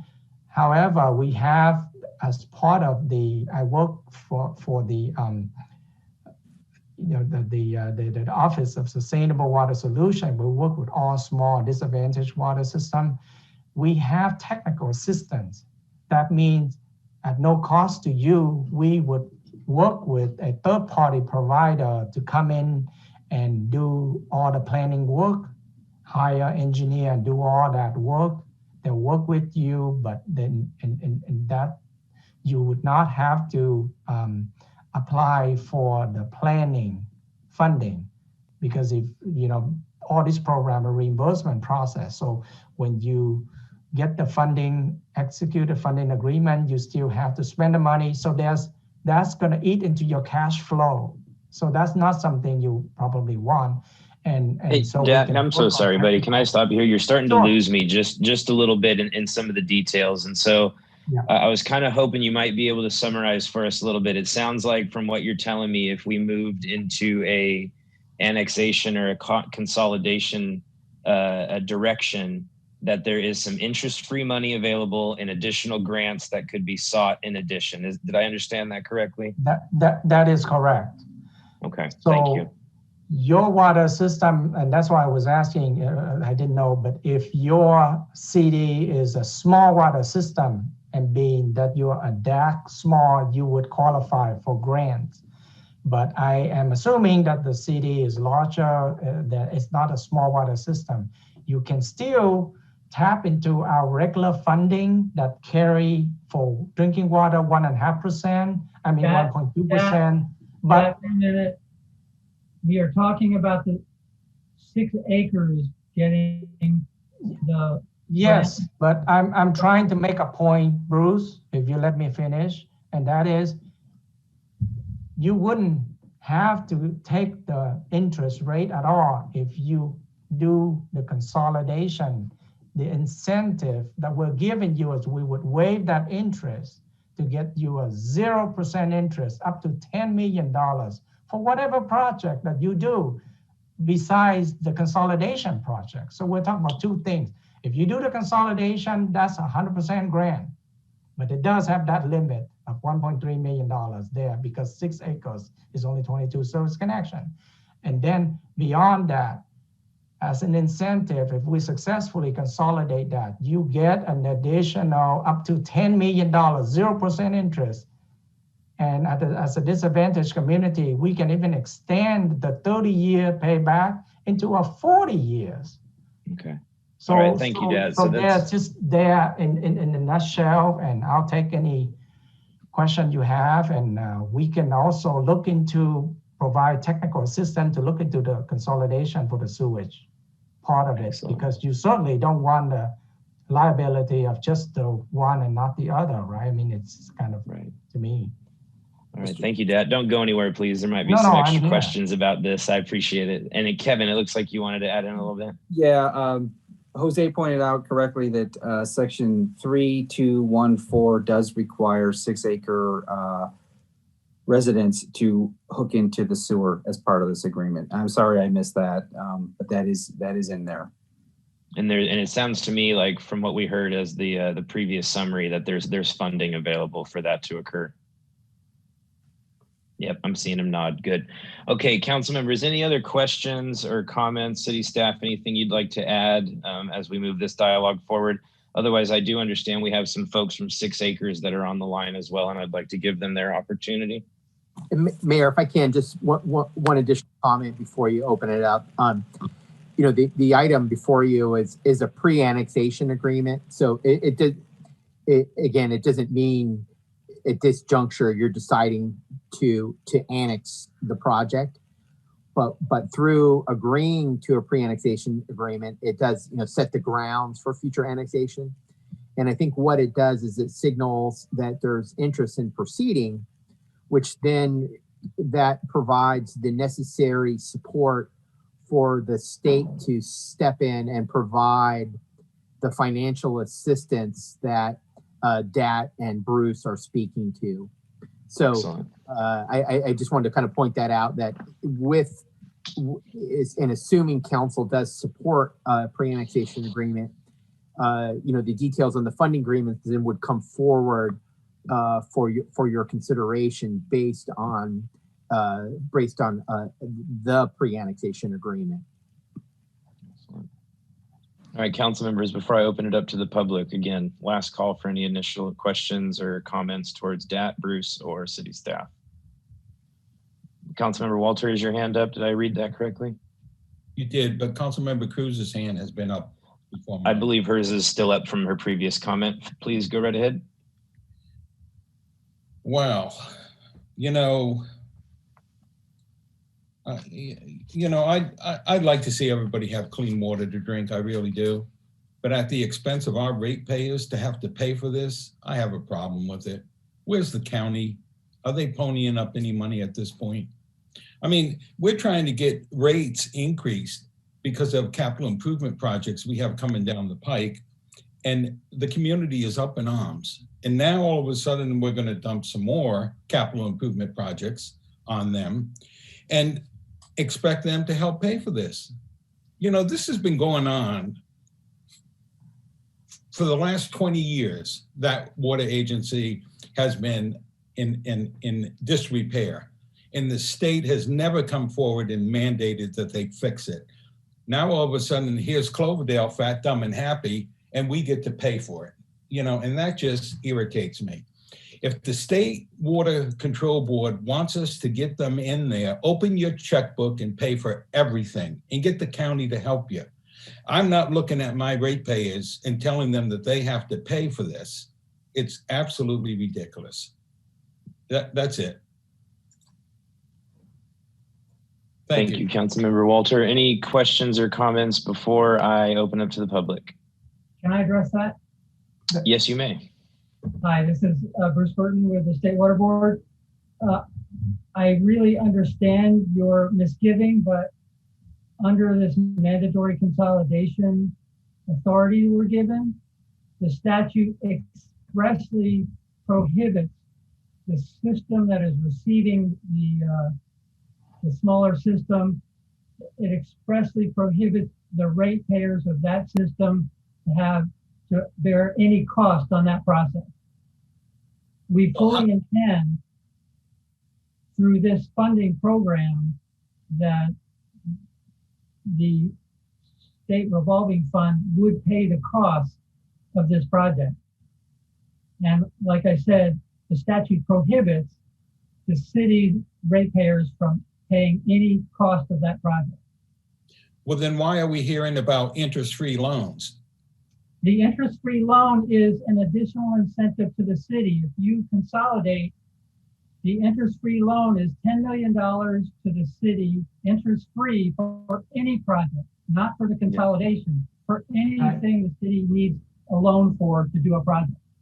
So Bruce, if I may, Councilmember Walter, what was happening is DAT was comparing how it can help Six Water Agency directly, but he also wanted to share with us that we might see a savings of $6 million in interest avoidance should we choose to take a loan out with the programs that he's proposing.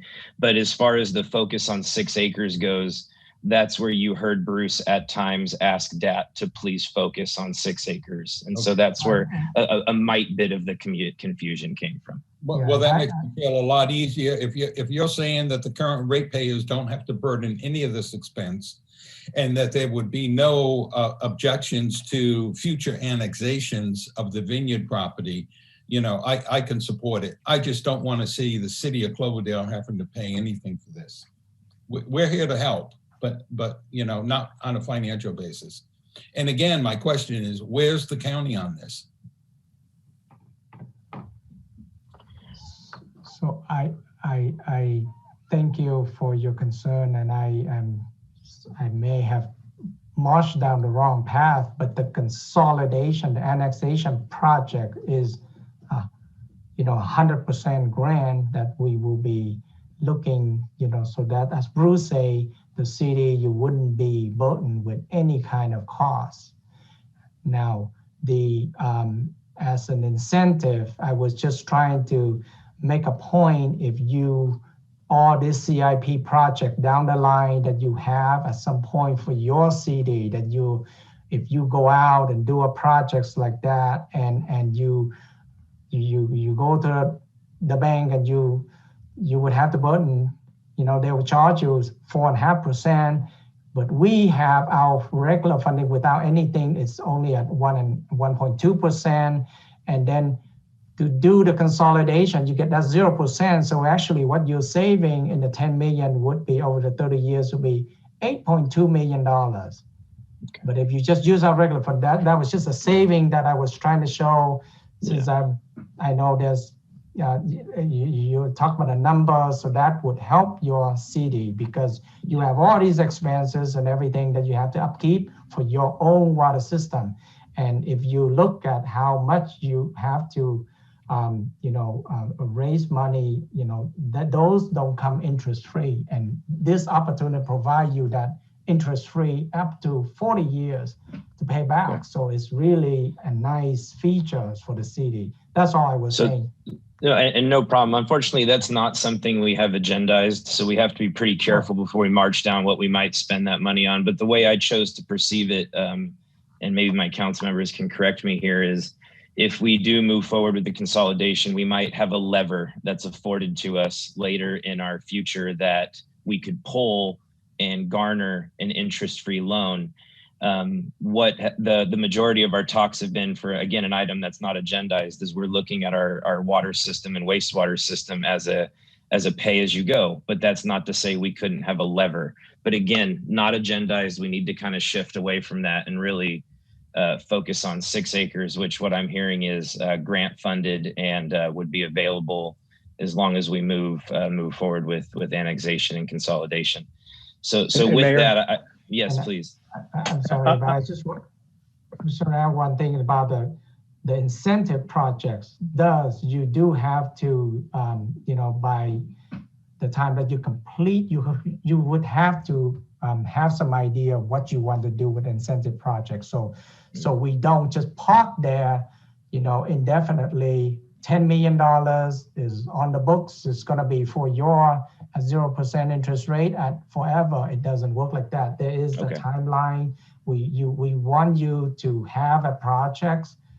By the time we complete the consolidation project, annexation, you would have to at least give us an idea what you're going to do with your incentive projects. So I just want to make that point.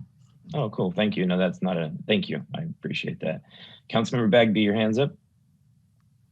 Thanks, Mr. Mayor. I was just going to say thanks for the explanation, Dot, because I didn't agree with your characterization, Mr. Mayor. The problem with government is that it's never simple. The fact is that what they're offering is 100% grant for under clean water, and they're incentivizing it. They're sweetening the deal, and we have a SIP list that's a mile long. So I realize we're talking about 6 acres, but we're also talking about the financial impacts of taking on this project. We're talking about the increased staff time. Although I'm seeing that one of my questions was answered pretty quickly, is that this because it's a disadvantaged community, it qualifies for a project manager. So that's a huge relief. You know, our ratepayers aren't going to be taking on any of the additional burden. And in fact, you know, one of our biggest challenges is that we don't have enough ratepayers to spread the cost over. And so this is actually to our ratepayers' advantage when you pencil this out. So I'm interested in, you know, hearing what the residents of 6 acres, you know, have to say and what their input is on this point. But I actually appreciate it.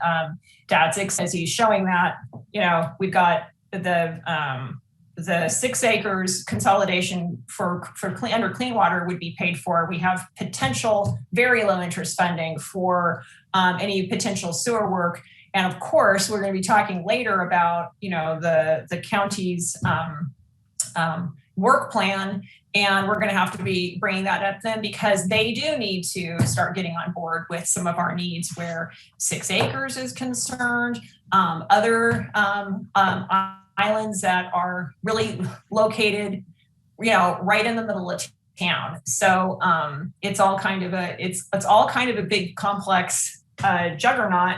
But if they're offering an incentive for us to do this, then I'm very grateful to, you know, have learned about these opportunities tonight. So, but I'm also very interested in hearing what residents have to say. Great.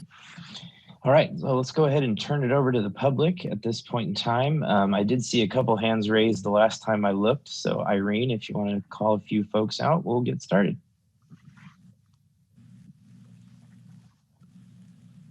Thank you, Mayor. Yes, I have Lori Lyle. All right, Lori, please go right ahead. Hi, thank you for taking this item up this evening. My mother lives in the 6 acres area. My family has been in Cloverdale for many, many generations. So we're very happy to have the opportunity to speak today. I wanted to talk about a few things. First off, I also really want to thank the staff. Although this has taken quite a long time, they've patiently worked with us, and we are appreciative of the staff report and their position of supporting 6 acres. The 6 acres board has done an outstanding job of trying to keep this small water district running for quite a while. But as everybody knows, the changes with state law, the testing and the treatment requirements for the water system are just beyond the scope of what these residents are able to accomplish at this point. So it's really important that the council consider bringing this small area into the city of Cloverdale and connecting them with a water supply that is a long-term, safe, and clean system. As the state board indicated, there is funding available to offset the costs to the city of Cloverdale ratepayers, and the 6 acres residents are very interested in pursuing grant funding for the sewer system as well. And we have ongoing conversations with the state, and our goal is to secure grant funding for the sewer as well, have it installed basically at the same time. And with that, I just hope that the council would support the pre-annexation agreement. If you have questions, I'm very happy to answer on behalf of my mom. I know that there are probably other 6 acres residents that are waiting to testify as well. I do want to also thank Mr. Burton and Mr. Tran for their participation this evening in answering the questions. That's all I have. Thank you. Excellent. Thank you, Lori. Irene, any other hands raised? No other hands are raised, Mayor. Okay. So with that, I'm sorry. There's one more. Excellent. Kathy Tucker. Kathy, please, whenever you're ready.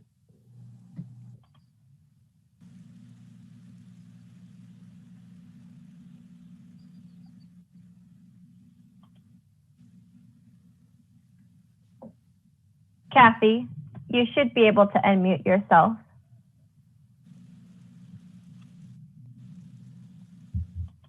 Okay, can you hear me? Yep. Yes. Okay, I'm sorry.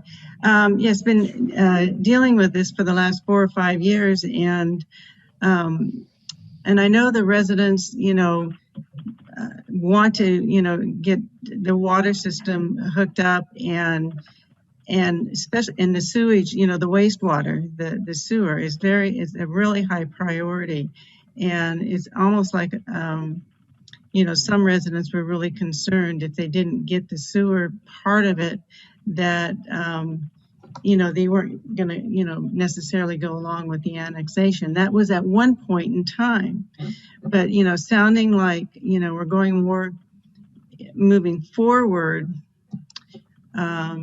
with a little bit more monies, talking about more monies coming this way and trying to get this going. I think the biggest thing was to keep our neighborhood, keeping our road private and maintaining certain things that we've already had, but the water and the sewage is the most, important issue.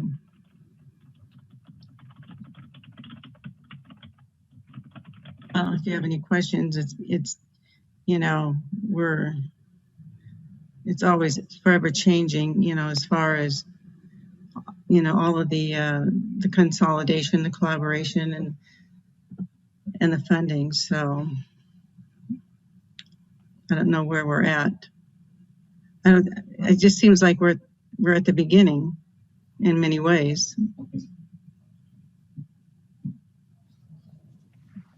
I don't know if that's helpful or not.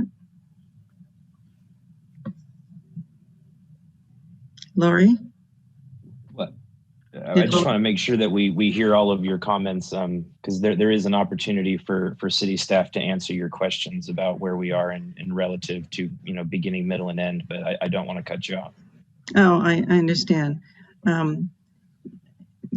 Yeah, I think what surprised me is somehow the sewage part was getting, they were going to take that away. Sounded like it was going away, and now there's possibility that it could be given to the residents, and that would be very disappointing if the sewage did not go through. So if I'm hearing that right, if there's that extra funding available to move forward with that. Okay. Dat and Bruce, do you guys want to kind of field that question a little bit as far as, so she asked about funding. She asked about whether sewage could be included because during our dialogue, it wasn't clear. Well,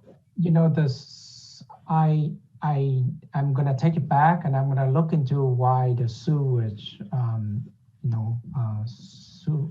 sewage, septic to sewage wasn't.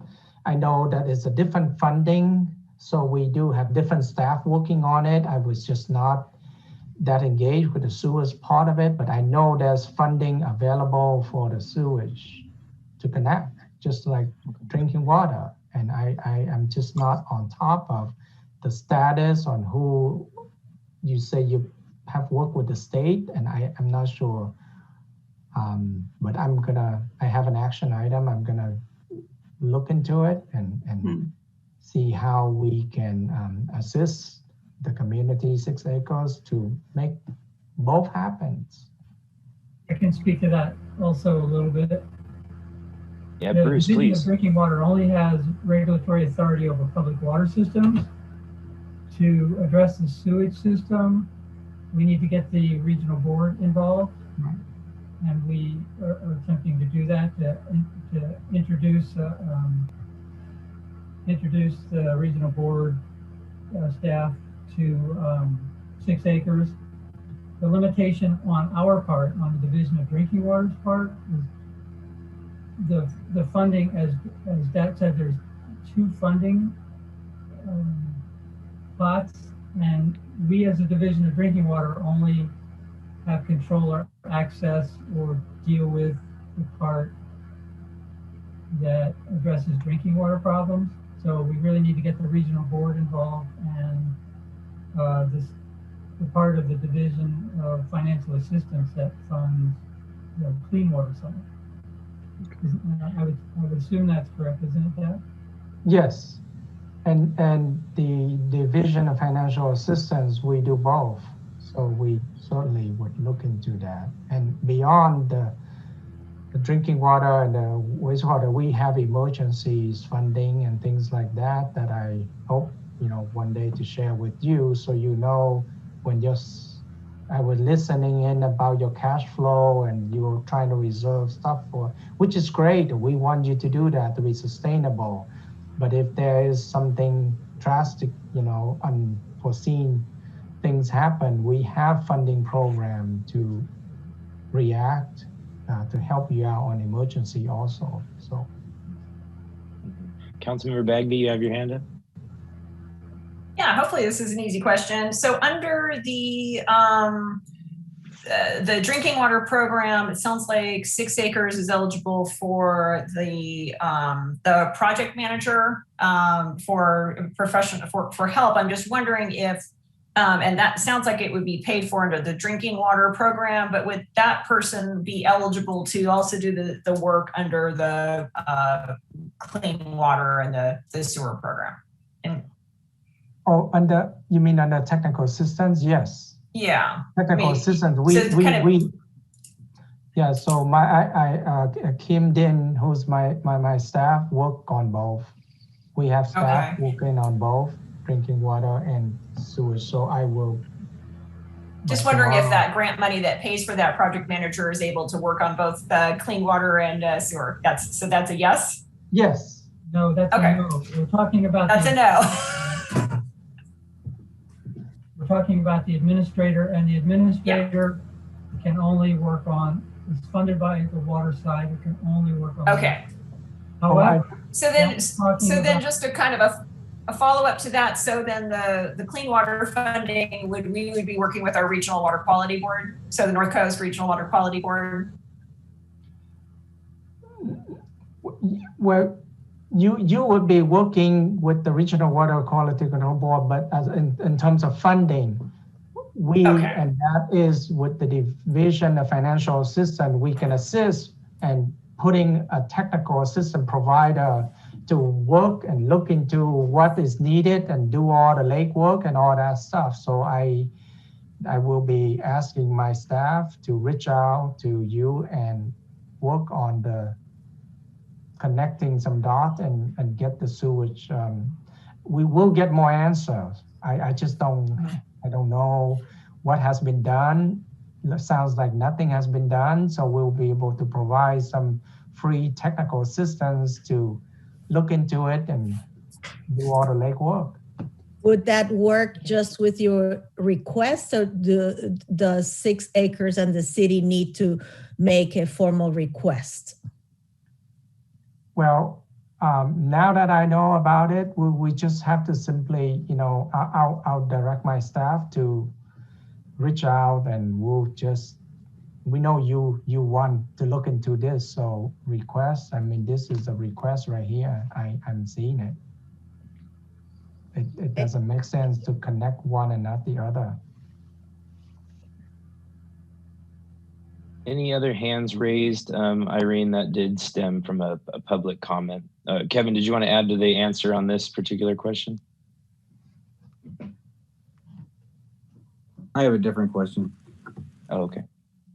No other hands are raised, Mayor. Excellent. Then I'll go ahead and close public comment, bring it back to the dais. Mr. Thompson, please. Bruce or Dot, you said the funding is limited to 1.3 million.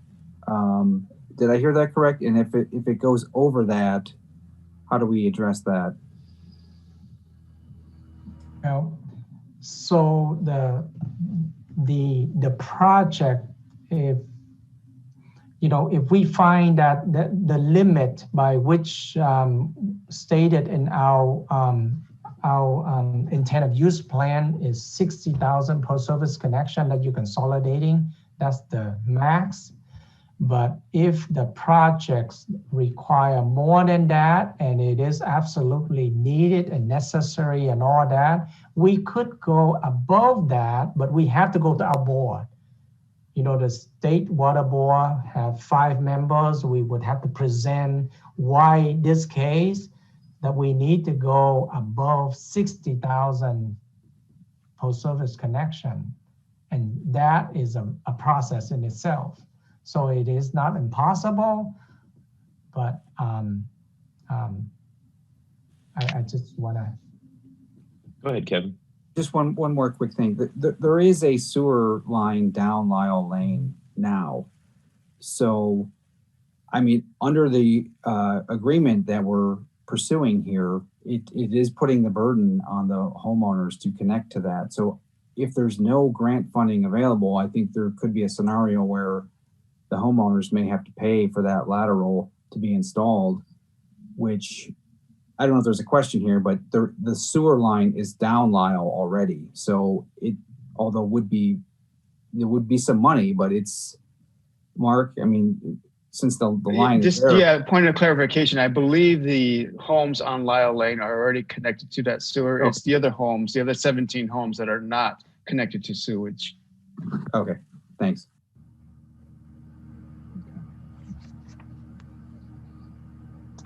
Mr. Mayor? Yes. I have a question in terms of access of this to get this lateral to the remaining 17 homes. Is there an access problem? And I also want to tell to the Lyle Lane residents, we have not had this discussion until tonight. So that's why we're asking all these questions. It's the first time for me in council where we're discussing it on the dais. There have been some of us in some of the small meetings and so on, but all of us together, for me, this is my first time. And so I want the residents to understand that's why there are so many questions here. So my question is access. Would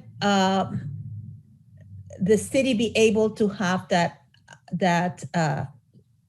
lateral installed without any access problems?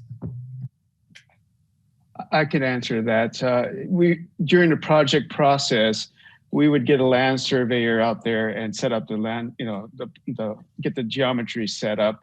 And then we would have to get access into these agreements, meaning we would have to have an easement for utilities, emergency access for emergency vehicles and public work vehicles. And then we would have to have some sort of right of way so we could drive on it for routine maintenance and just to have access to all points along the system, both water and wastewater.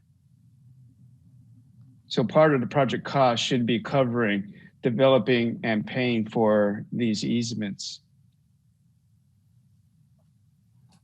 I have a question. Is 6 acres a mobile home park, or is it the? No, it is not. It is, they're just county houses. I see. And it's not, yeah, I was just thinking because for mobile home park, it's a little different in that whoever the owner of the mobile home park, we look at their, which is not. Yeah, like no, it's no, there are no, okay. None that I know of.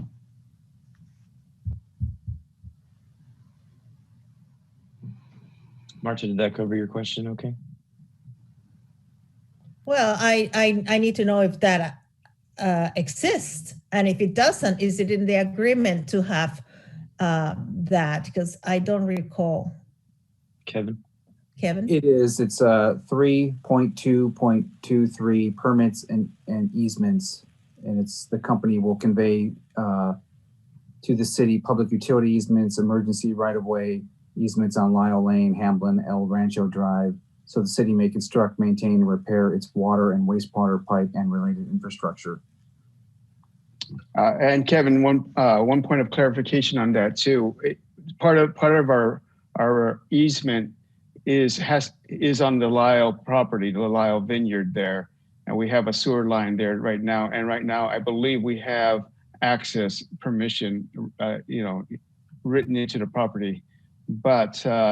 Again, we got to jump the creek there at the end of Lyle Lane, and we're not using the bridge for access. So, it's going to require pipe bridge similar to the sewer system that's out there, and so because we're not going to be hanging anything on that existing bridge, nor will we be using it for access. The sewer line has an existing pipe bridge that, again, the sewer main it was installed as part of the city's approval of a prior project. I think it may have been the cottages, and so it's existing, and it is hung by its own bridge, independent of the existing bridge. And the entire area behind it, the vineyard property, is fully accessible by El Rancho Drive. So city staff doesn't have to utilize that bridge to access the vineyard property whatsoever. Yes, I want to make sure that it is understood that any needs on that existing Lyle Lane bridge will not be the city's responsibility.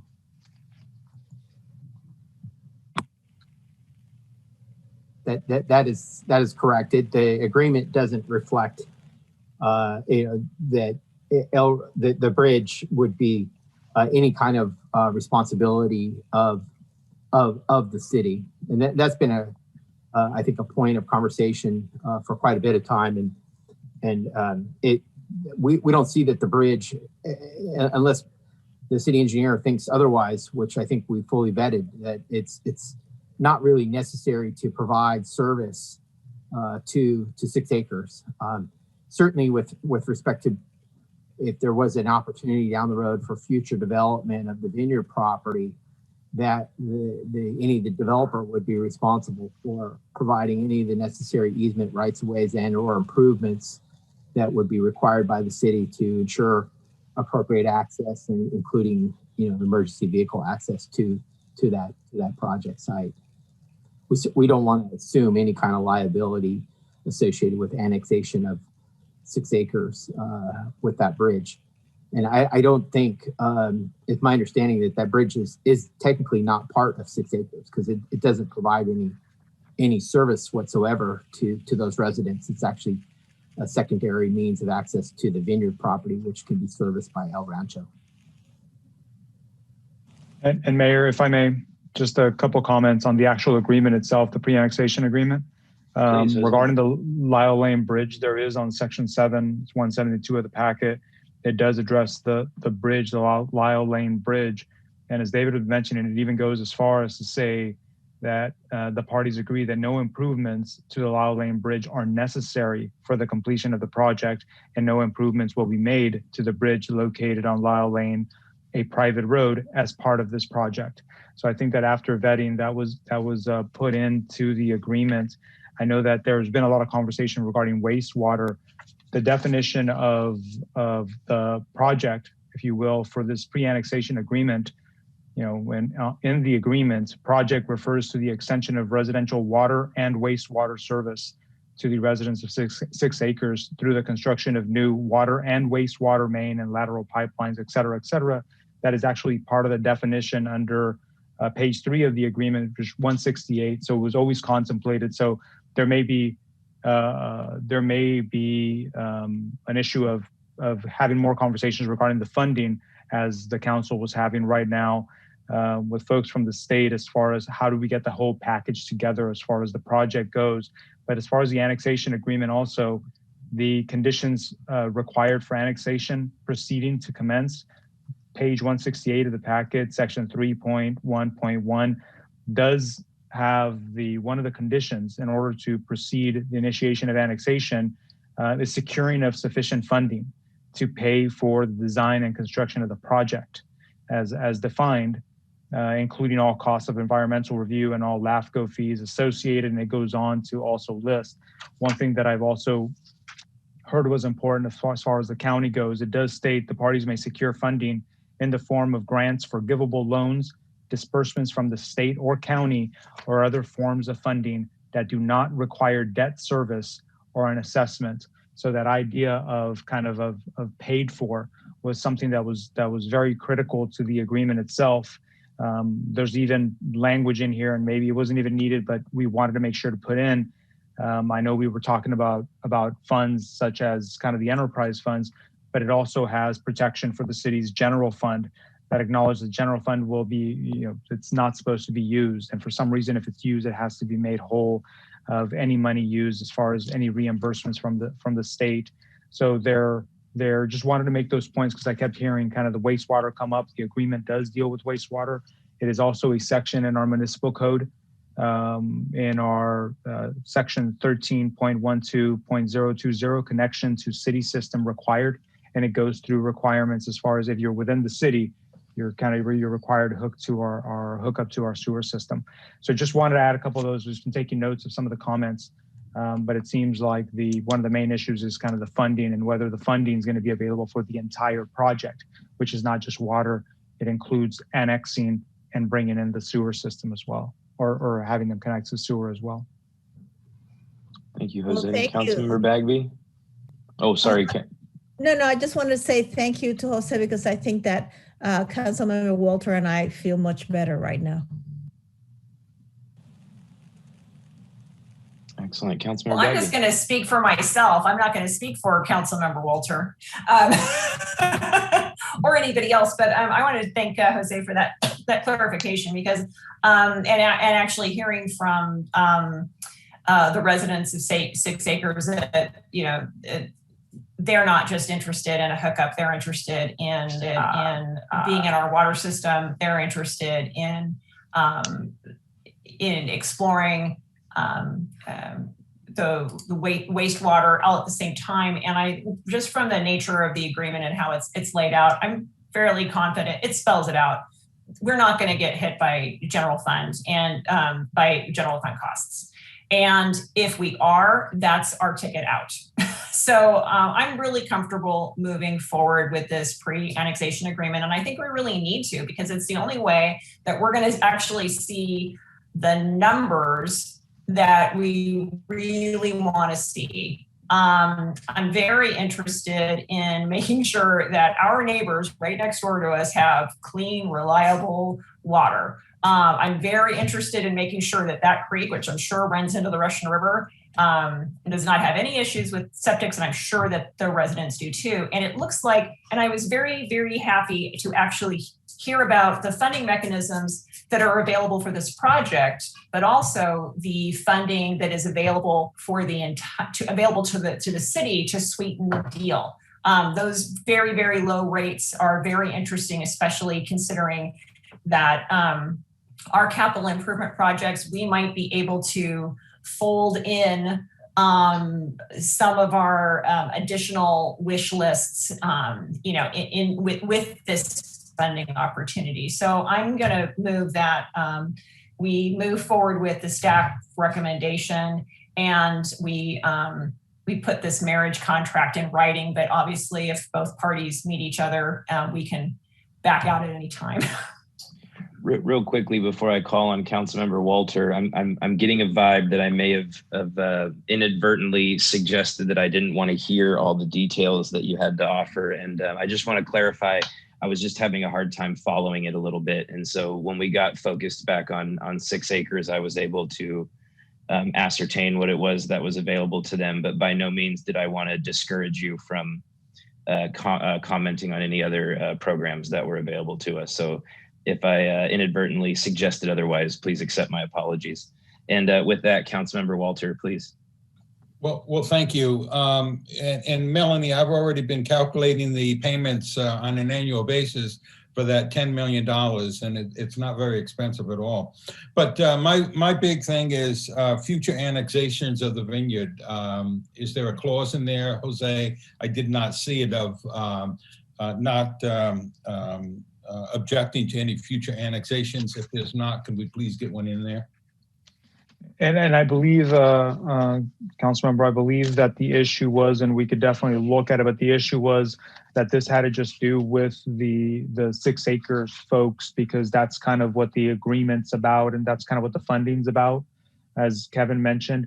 I know that the vineyards are not. We could double check whether we could put them in. I just know that the initial analysis was that has to be handled separately, because this is specific to 6 acres. And I know, Kevin, you've been more into the weeds of this But as I remember, that was the issue. Jose, I'm not saying that we annex them now. I just don't want 5 years from now, the water agency contesting an annexation that we want to do.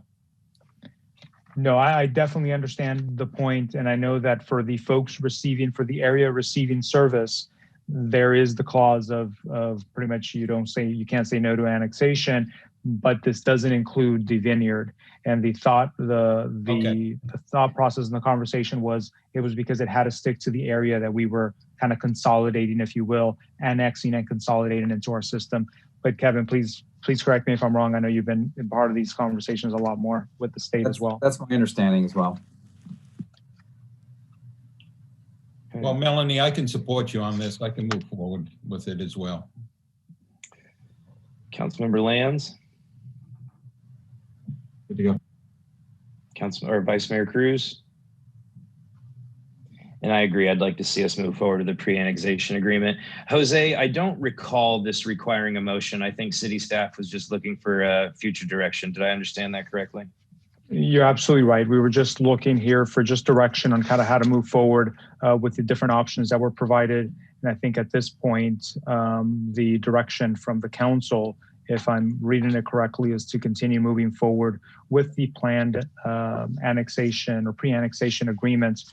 I don't know, David, if you wanted any more direction than this. I know that there's probably a couple conversations that we should be having with our state representative folks about the funding regarding the sewer, just to kind of make sure that we're all on the same page. And then we could just kind of also follow up on another question regarding even the vineyard. I know we've talked about that before, but that's never hurts to kind of look into it quickly again.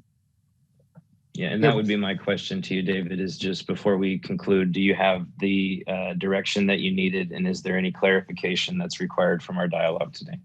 Yeah, what I hear from council is that there's a consensus to move forward with the pre-annexation agreement, and the outstanding issue to address would be the cost of extension of wastewater services to the individual parcels.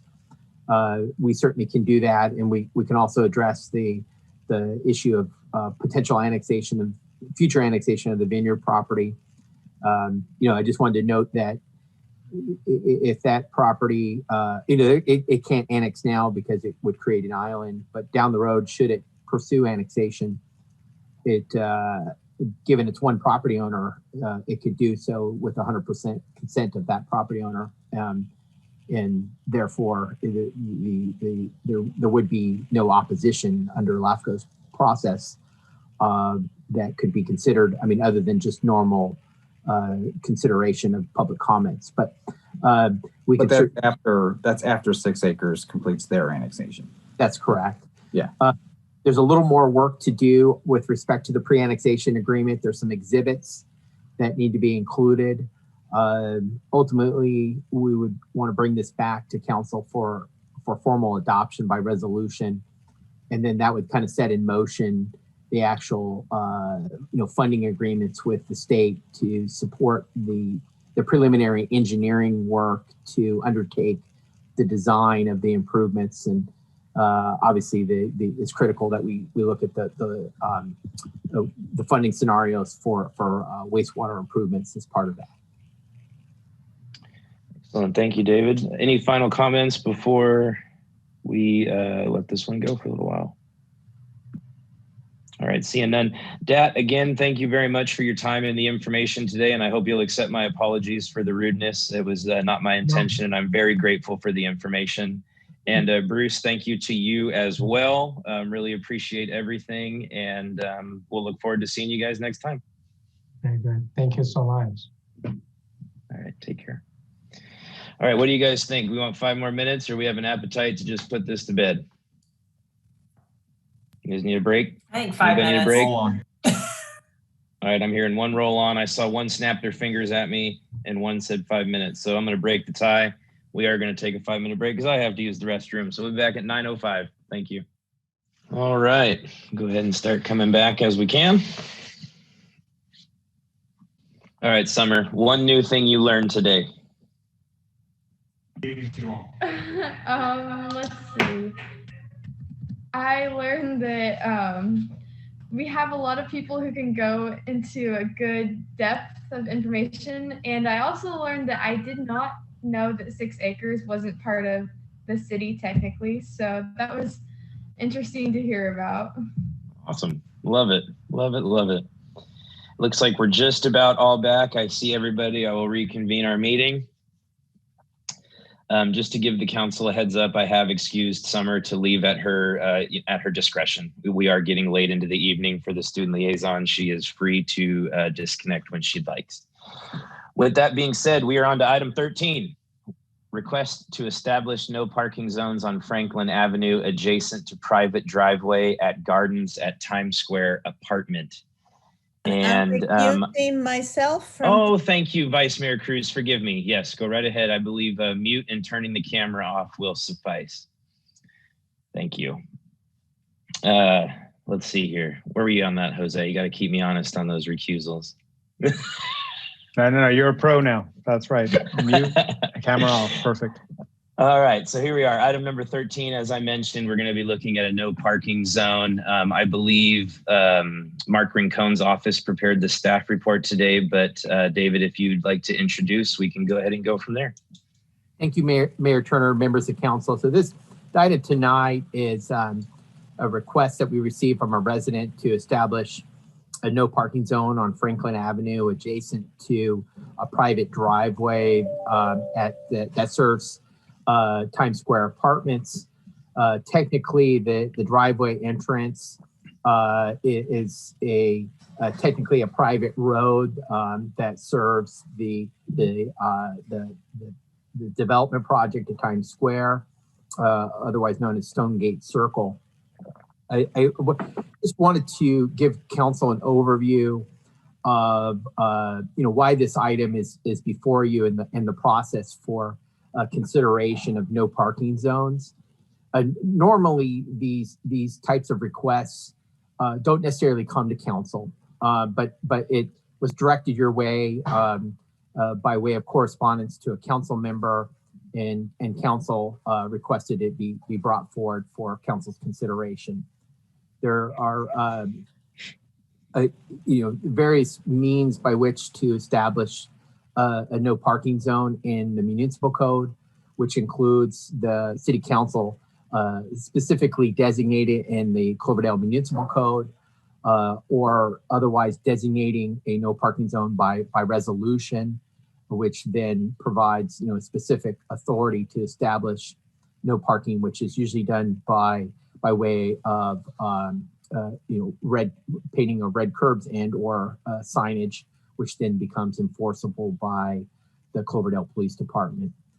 There is also authority within the municipal code to establish no parking zones when the city engineer makes a determination because of traffic safety considerations that no parking area is needed to ensure that the that there's no traffic safety hazards or to minimize those hazards through establishment of a no parking area. So normally these types of requests are handled at the staff level, but in this particular situation, this matter was referred directly to council. Usually we'd like to do is perform a traffic safety evaluation and determine the appropriateness of whether a no parking zone or a red curb is necessary. In this particular instance, a resident has raised concern about the lack of visibility for ingress and egress from Franklin Drive to the private driveway, and raised concerns that there's inadequate visibility exiting the driveway at Stonegate Circle because of vehicles that are parked in close proximity to the driveway. And David, I'm sorry, David, can I just interrupt you? I'm sorry, don't mean to be rude. I know that Mark is still on. I think Mark was just on in case there was question regarding just the background regarding what happens when we receive these type of requests. I think you've covered it. I think at this point, if you've covered the background, I think Mark is going to now turn off his camera as well before we get into the substance of it and mute. That way also recusing himself from the item given his home this is one of the entrances to one of the locations where he lives. This gives me a quick question just for, I guess, point of order or how we move forward. There's items in here that say things such as enable city engineer to make the determination that this specific condition is a traffic hazard and warrants a red curb. If Mark's required to recuse himself, who will we be addressing this request to or these questions to? Does it move on up to David at that point? Do we need to involve Eric? Just if you can give me some clarification there. That's a great question, Mayor. In this particular instance, and staff trying to be expeditious in bringing this forward, it could be handled through the city manager. But if so directed, we can refer this back to an independent third-party civil engineer, such as Coastland Civil Engineering, who's served as our city engineer. And it does speak to the need to have a firm on retainer like Coastland to serve in the capacity as the acting city engineer when there are conflicts that arise in situations like this where our city engineer cannot weigh in because of conflicts of interest. So that leaves me one last question, and then I'll just let you continue your report. Does that change, in your opinion, any of the budget or financial impacts that are spelled out? Because now we're engaging a third party. Has any of those details changed? If council's direction is to engage a third party engineer, there would be a cost implication to undertake the evaluation of establishing the no parking zone adjacent to Franklin Drive. So there would be a cost to undertake that evaluation. So is the staff report we have before us today still relevant with the current details that we're experiencing? I think it's certainly relevant from an overview of the specific situation. But again, staff can take this item and have a third-party engineer weigh in on the request if you think if council directs that as an appropriate solution. Okay. I don't think we're there just yet. I want to give the council the opportunity to really just kind of weigh in and ask questions. But I was surprised, and I'm sure it's a natural occurrence that a city engineer has to recuse himself if it pertains to a property in which he's a resident. But I just didn't know if it changed some of the information that was provided to us, i.e. fiscal impacts, budgetary expenses. And so anyway, I digress. I will leave it at that. We have the report. Please carry on with your presentation and we'll open it up for the council for questions. Sure, thank you, Mayor. In this particular instance, the request again was to establish a no parking zone adjacent to the driveway. It is fairly standard where you have these types of driveways to ensure protection of what's called the vision triangle. The vision triangle is an area where you ensure that any exiting vehicle from a driveway has adequate visibility from oncoming traffic. And in this particular instance, cars or vehicles are allowed to park, right up to the edge of curb. And what that can do is have the effect of reducing visibility for exiting vehicles or vehicles that are exiting the private street or private driveway onto Franklin Boulevard. So from that perspective, we do believe that the request is reasonable. And if under normal kind of circumstances, if the city engineer reviewed it and that was a finding that was made, staff would proceed and make the appropriate improvements by painting the curb red for a specific area on each side of that driveway entrance so that cars park outside that vision triangle.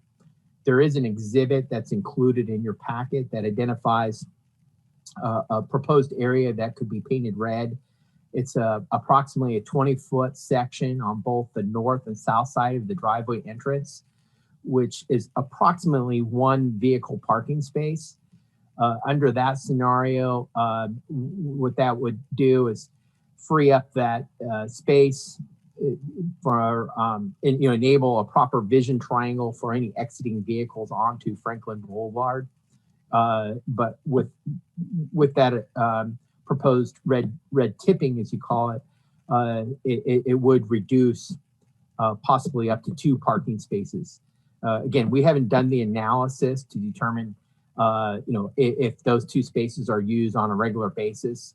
The assumption was based on the residents' concern that about visibility, that space is being utilized, and therefore restricting some visibility as they're exiting the Stonegate Circle onto Franklin Boulevard. So what we've presented is some options for council. Council could, formally designate this as a no parking zone in the municipal code. Again, that's an atypical procedure. You haven't done that in the past. You could set it as a no parking zone via resolution and direct staff to bring it back, or again under direction by the city engineer, in which this case we would need the assistance of a consulting engineer to provide the necessary finding. Staff could paint the curb if the appropriate determination is made that there's a safety concern relative to ingress and egress to that particular driveway. So it's a little bit confusing. Again, we don't normally like to bring these types of routine considerations forward. It just so happens our city engineer in this particular instance has a conflict of interest, and it was requested by council to bring this directly to council for your review.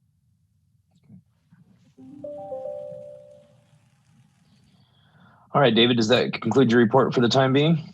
Mayor, that concludes my report. Thank you. Council members, city staff, any questions at the moment? So my question just surrounds cost. My mind is taking me to the library, making a similar request. Due to the circumstances being different with the city engineer, that basically came out of the Public Works Subcommittee. We instructed the city engineer to go make an assessment, made an assessment, and the curb ended up being painted red. Should we take that similar approach utilizing a third party? What do you anticipate the incurred costs are going to be? And I take myself back to Melanie, right? We got to monitor every single level of discretional spending.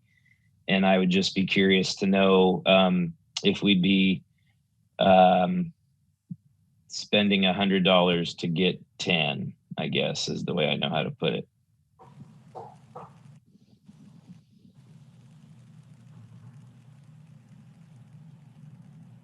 Yeah, it's really a policy matter for council's consideration. If you'd like staff to make that determination, it would require a determination by a traffic safety engineer.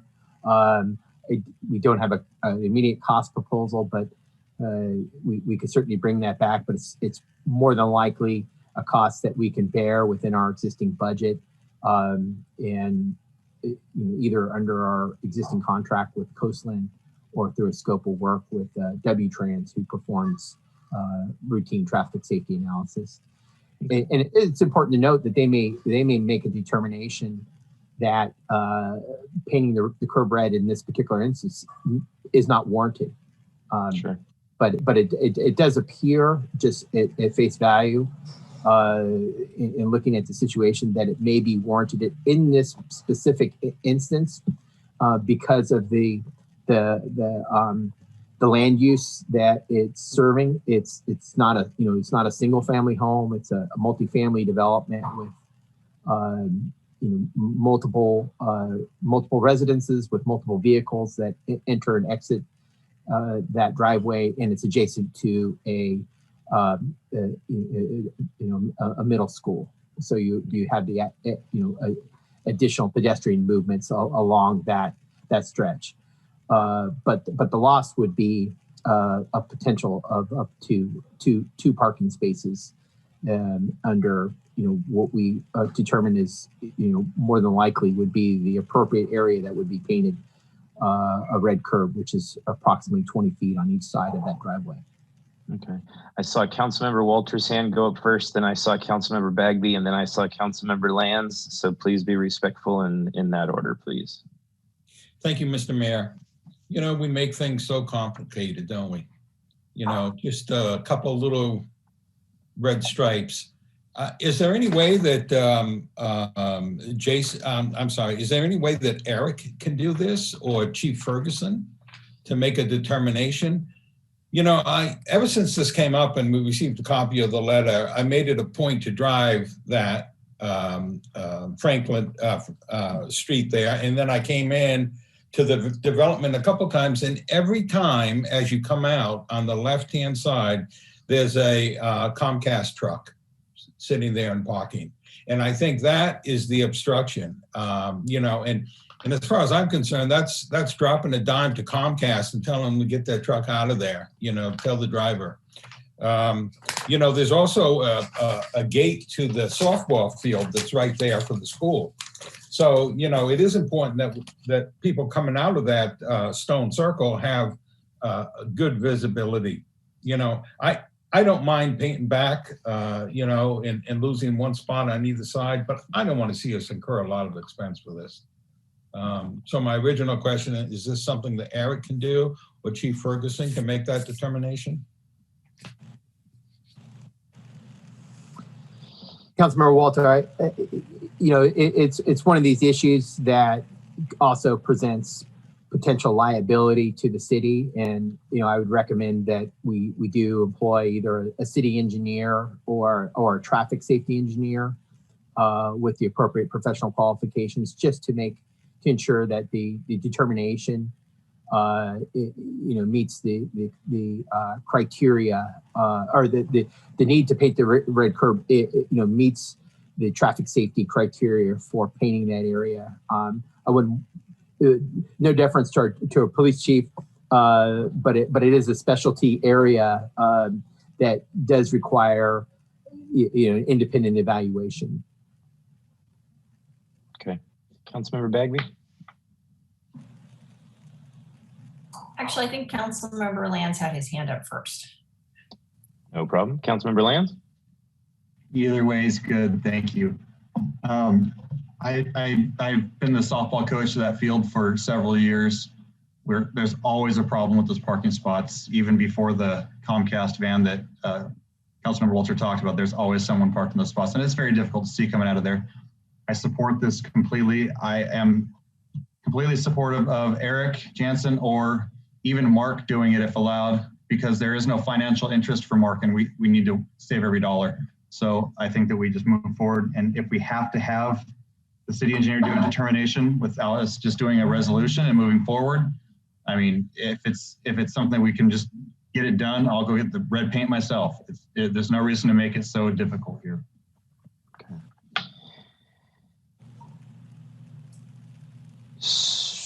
Oh, okay. So Jose, oh yeah, Curry, yeah, go ahead, please. Sorry. No, yeah, I'm not willing to incur financial liability just to save a couple of bucks, though. That's kind of my only caution. But I'll just confess, I read the correspondence, the letter, the package, and I did not walk this property because honestly, if I'm at the apartments or if I'm at the condos, I take South Franklin to go home because I don't want to turn left on Cloverdale Boulevard from Healdsburg. So I drive this, pretty regularly, and I walk my dog over there. And I was actually surprised that this came up when it did, because over the 20 years that I've lived here in Cloverdale, you notice the most cars parked during softball or soccer practice. I mean, it's jammed up. And I really appreciated the letter from the neighbor saying, hey, I don't want to lose a bunch of spaces. And I completely understand that because, you know, street parking in my neighborhood is also at a premium. But now that I'm hearing it's 20 feet on either side, I've also, you know, I don't turn left out of that driveway if I happen to be, you know, making a stop and then going south. I'll usually use that just to make a right-hand turn. And I've even had a couple of close calls there because, you know, people take that four-way stop sign as permission to start the drag race down Franklin. And I've seen some really close calls because during actually when, you know, during practices, during softball practices and soccer practices, there'll be and of course they're all minivans. I'm sorry to be, you know, prejudiced, but against soccer moms, but let's face it, they're like four-wheel drives and there's, you know, big old vans and stuff. And I've seen, you know, kids crossing the street from, you know, people who, you know, parents who had to park across the street, kids trying to cross the street there and they can't see. And the cars come through there really fast. So I can really completely understand that they're, you know, having a safety concern there and they just want to have that clearance because there's also something that you can't see from that photograph. You can kind of see the curve that's there, but it's this really wonky, wavy, funky curve there on Franklin. So I certainly support. It's like, yeah, I know this is kind of like, why are we spending time on this? I would say that I'd like to let's try to do this as cheaply as possible, but I also don't want to be penny wise and pound foolish and do this and incur liability that would be unwise that Jose's not going to let us do anyway. And our city manager's not going to let us do anyway. But I think we have to be sensitive to the neighbors' needs. But at the same time, if it, you know, I can completely, that was one of my reservations. I completely see W-Trans coming back and saying, oh, you know, level of service, you guys don't need to, you know, it's not necessary. Or, you know, speed, angles, variability. And in fact, you know, we have people who are saying, you know, there's a problem here, but I see that. I'm just surprised that it's coming out because I've seen the biggest problems there when it's practice time. And then I think it does become a little bit more dicey than usual. So I would support judiciously moving forward with this and trying to do it wisely. I do hesitate to set wonky, weird precedents though. I mean, that's just something that I would want to try to avoid. But at the same time, I think we need to be responsive to people's, you know, valid safety concerns because it's just kind of a wonky spot with the curb, with the stop sign, and then with the ball field that much of the year has, you know, everything is just packed solid on either side of the street. So that's sorry I couldn't make it shorter, but that's my impression. Hopefully I gave some piece, we got some clear direction somewhere out of this. Yeah. And so Mayor, members of council, and just, you know, I share with council my perspective that you know, a minimum of 20 feet is what is necessary to provide the proper site distance. But that's really where you want to have the engineering analysis performed. Is 20 feet may be a minimum, and there may be reasons why the no parking zone, you know, rather than not being established, may be larger on both sides because of the curvature of the road. And there's also there's a backflow prevention device that kind of penetrates that visibility on the south of the driveway that, you know, may necessitate kind of pushing back that no parking zone a little bit farther. And so that's kind of the benefit of doing doing a little more analysis with the traffic safety engineer, because they'll take all those factors into consideration and look at the volumes and give us a concrete recommendation on what the no parking zone that is recommended to be established in that area. So that's where I think there's benefit in this particular instance, given the conflict for our city engineer to just have this looked at a little more closely. Okay. All right. Any questions or comments before I open it up to the public? All right, Irene, any hands raised on this one? No hands are raised, Mayor. All right, we'll bring it back to the dais. We have some action to consider for city staff. We can either instruct David to utilize the consulting firm, or options numbers 1 and 2 kind of have us taking a policy position on it. The part that concerned me out of that is it looks like there's an assessment of a potential fiduciary impact of excess of $10,000 if we did options 1 or 2. So I leave it to the council. Ask a question, Mr. Mayor? Please, absolutely. One more question. Yeah, would this, if we used Coastland, would this kind of fall under their, you know, our kind of base payment? Would there be any over and above cost, or would this cover some of their services that we're already paying for? I believe the service is in line with the normal type of services that they provide. Normally, a lot of the work that we engage Coastland is under either a specific professional service agreement, which we've identified a funding source, or it's through a reimbursable expense by way of a developer or some other. So we don't have a retainer that we can apply this to. There's no immediate retainer. This is gonna be out of pocket with Coastland and anybody else. Okay, thank you. What do we have an appetite for?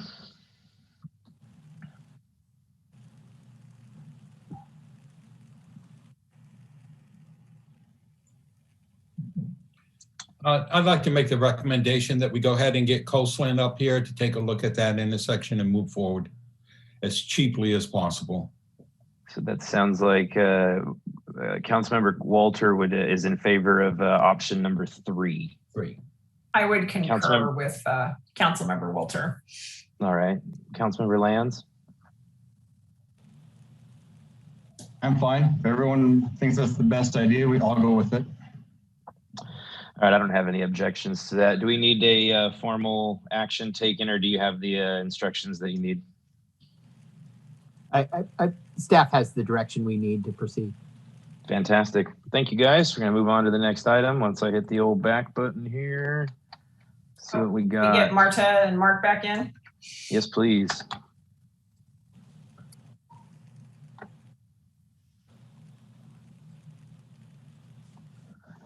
Mark, get your red paint out. We got a job for you tomorrow. That's right. All right, on to item number 14, discuss Sonoma County's 5-year strategic plan and opportunities for partnership and collaboration with the County of Sonoma. David, real quick before you take this away, this item came as a result of a presentation that the county provided to us at our last meeting. Supervisor James Gore brought up some thought-provoking concepts where Cloverdale might be able to pinpoint some projects or some initiatives for North County, as he described it as times, or Cloverdale specific. We noticed that the dialogue started to turn into a workshop more so than hearing a presentation. And so we decided to bring this item back for further deliberation. I'm led to believe that city staff has taken some time and come up with some recommendations from their point of view. And with that, I would love to hear from our city manager and respective city staff about what you guys had in mind. All right, thank you, Mayor and members of the council. And thank you, Mayor, for your overview and background. And that's absolutely right, that there was a presentation on the county's proposed strategic plan, which the board is planning to adopt. I think it's on March 18th. And the request during the presentation was to provide feedback on the strategic plan. And of course, Supervisor Gore weighed in and provided opportunities to identify additional areas where the city and the county could collaborate or partner on projects, activities, or initiatives. And we listened carefully to council's comments. And what we put together is a matrix that identified a list of collaboration topics. With each one of those topics includes a list of specific initiatives that are all tied to and align with the 5 pillars of the proposed strategic plan that the county is adopting. Many of these issues are things that the city council has identified, over the past year, over various discussions relative to parks, affordable housing, homelessness, infrastructure development, and much like we discussed tonight, land use planning relative to the 6 acres project. And so what we provided for council's consideration was a matrix that identifies opportunities where we could collaborate or partner with the county on those various topical issues that the council identified. And I don't want to necessarily walk through all of them with you. The matrix is included on page 219, 220, 221, and 222. There's a list of topical areas. Our senior staff, I want to acknowledge, put a lot of effort into identifying areas where, from their specific departmental perspective, we could collaborate and partner with the county. But it also reflects a lot of the input that the council provided. So our goal tonight was to see if there's consensus by council on this proposed collaboration matrix, and make any adjustments, amendments, or updates to that matrix. And and once you agree, provide it to the full County Board of Supervisors with a cover memo and outlining where we as a city could help facilitate implementation of the strategic plan through strategic partnerships on these key topical issues. So that's the end of my report.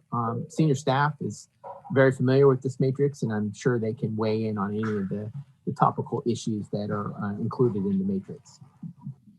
Awesome, thanks, David. So we have a matrix in our packet. It's pages 219, 220, 221, 222.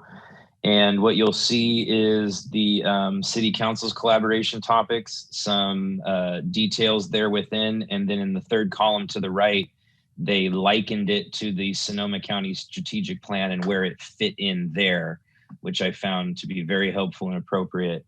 So council members, any questions or input towards city staff on the matrix that has been created based not only on our feedback, but on needs identified within the city staff leadership as well? Vice Mayor Cruz, please. When it comes to public communication, I think we need to add the aspect of inclusiveness, because what is communication without identifying the needs that our community has?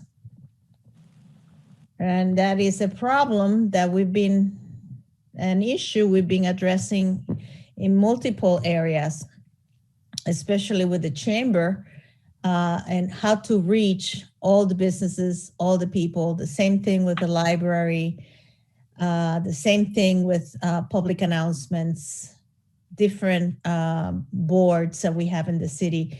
Who are we reaching out to? We need to talk a little bit more beyond technology. We need to talk about language access and transportation access. And that goes directly with their objectives of inclusiveness and equity. Thank you, Vice Mayor Cruz. It's a very good comment, very astute for our goals this year to improve participation, and that is in the realms of diversity as well. So thank you for that. Councilmember Bagby, I saw your hand go up next, and then Councilmember Walter will go next. I was not first. I think Gus was next. That's right. I called on you first. Well, and actually, can I ask a follow-up question of Marta, if she would, because did you feel that they really covered inclusiveness as well as disabled outreach, like making, I don't know, making websites accessible, making emergency communications accessible, making facilities accessible for the disabled? What was your feeling on that? But I think that it needs to be addressed on their infrastructure too. Okay. Yeah, I wasn't sure how to best address that, but I was a deficit. I guess my main comment, Mr. Mayor, wasn't necessarily the categories, but it was the fact that, you know, this is kind of more, why is this any different than last time? I think that I'm looking for a more functional and interactive and, you know, a way to track our progress with our supervisor and with the Board of Supervisors. So I guess what I don't really have an issue with the topics or the initiatives or the alignments, but it's like what I would want to see is a work plan with actual projects and then a timeline on when we meet. Like, do we meet, you know, do we have, even if it's just an hour every quarter, this is the project, this is where, you know, city staff is, this is where county staff is, this is where we are in the process. What's the next, you know, where are the holes? What's missing? How do we facilitate? Let's move on. Great. Okay. Next quarter. And then, you know, maybe have like an annual report or a semi-annual report on our progress with this. So it's not really the content, which I think we've called out pretty well tonight. You know, we have 6 acres project. We have our capital improvement project, where I think that there are some places that the county should be helping us as well. But it's really that they commit to having regular meetings with us and tracking our progress, and them actually coming to Cloverdale. I mean, we have been asking James Gore to bring Tenniswick to look at 6 acres, to look at Cloverdale water, to look at, or South Cloverdale water, to come and look at, you know, Church Lane and McRae Road and come up with plans for how we can partner with them. We've been asking him, it's like 5 years, and it's time to get those 2 guys up here and start working on these projects and seeing progress and not just talking about it anymore. So I'm glad they're doing this, but, you know, I'm a little less talk, a little more action. That's where I'm at right now. So am I understanding correctly that it's right now there's an absence of actionable deliverables? You know, there's really nothing where we look at whether we're moving the needle or not. It's not a project. They don't they don't come. Okay.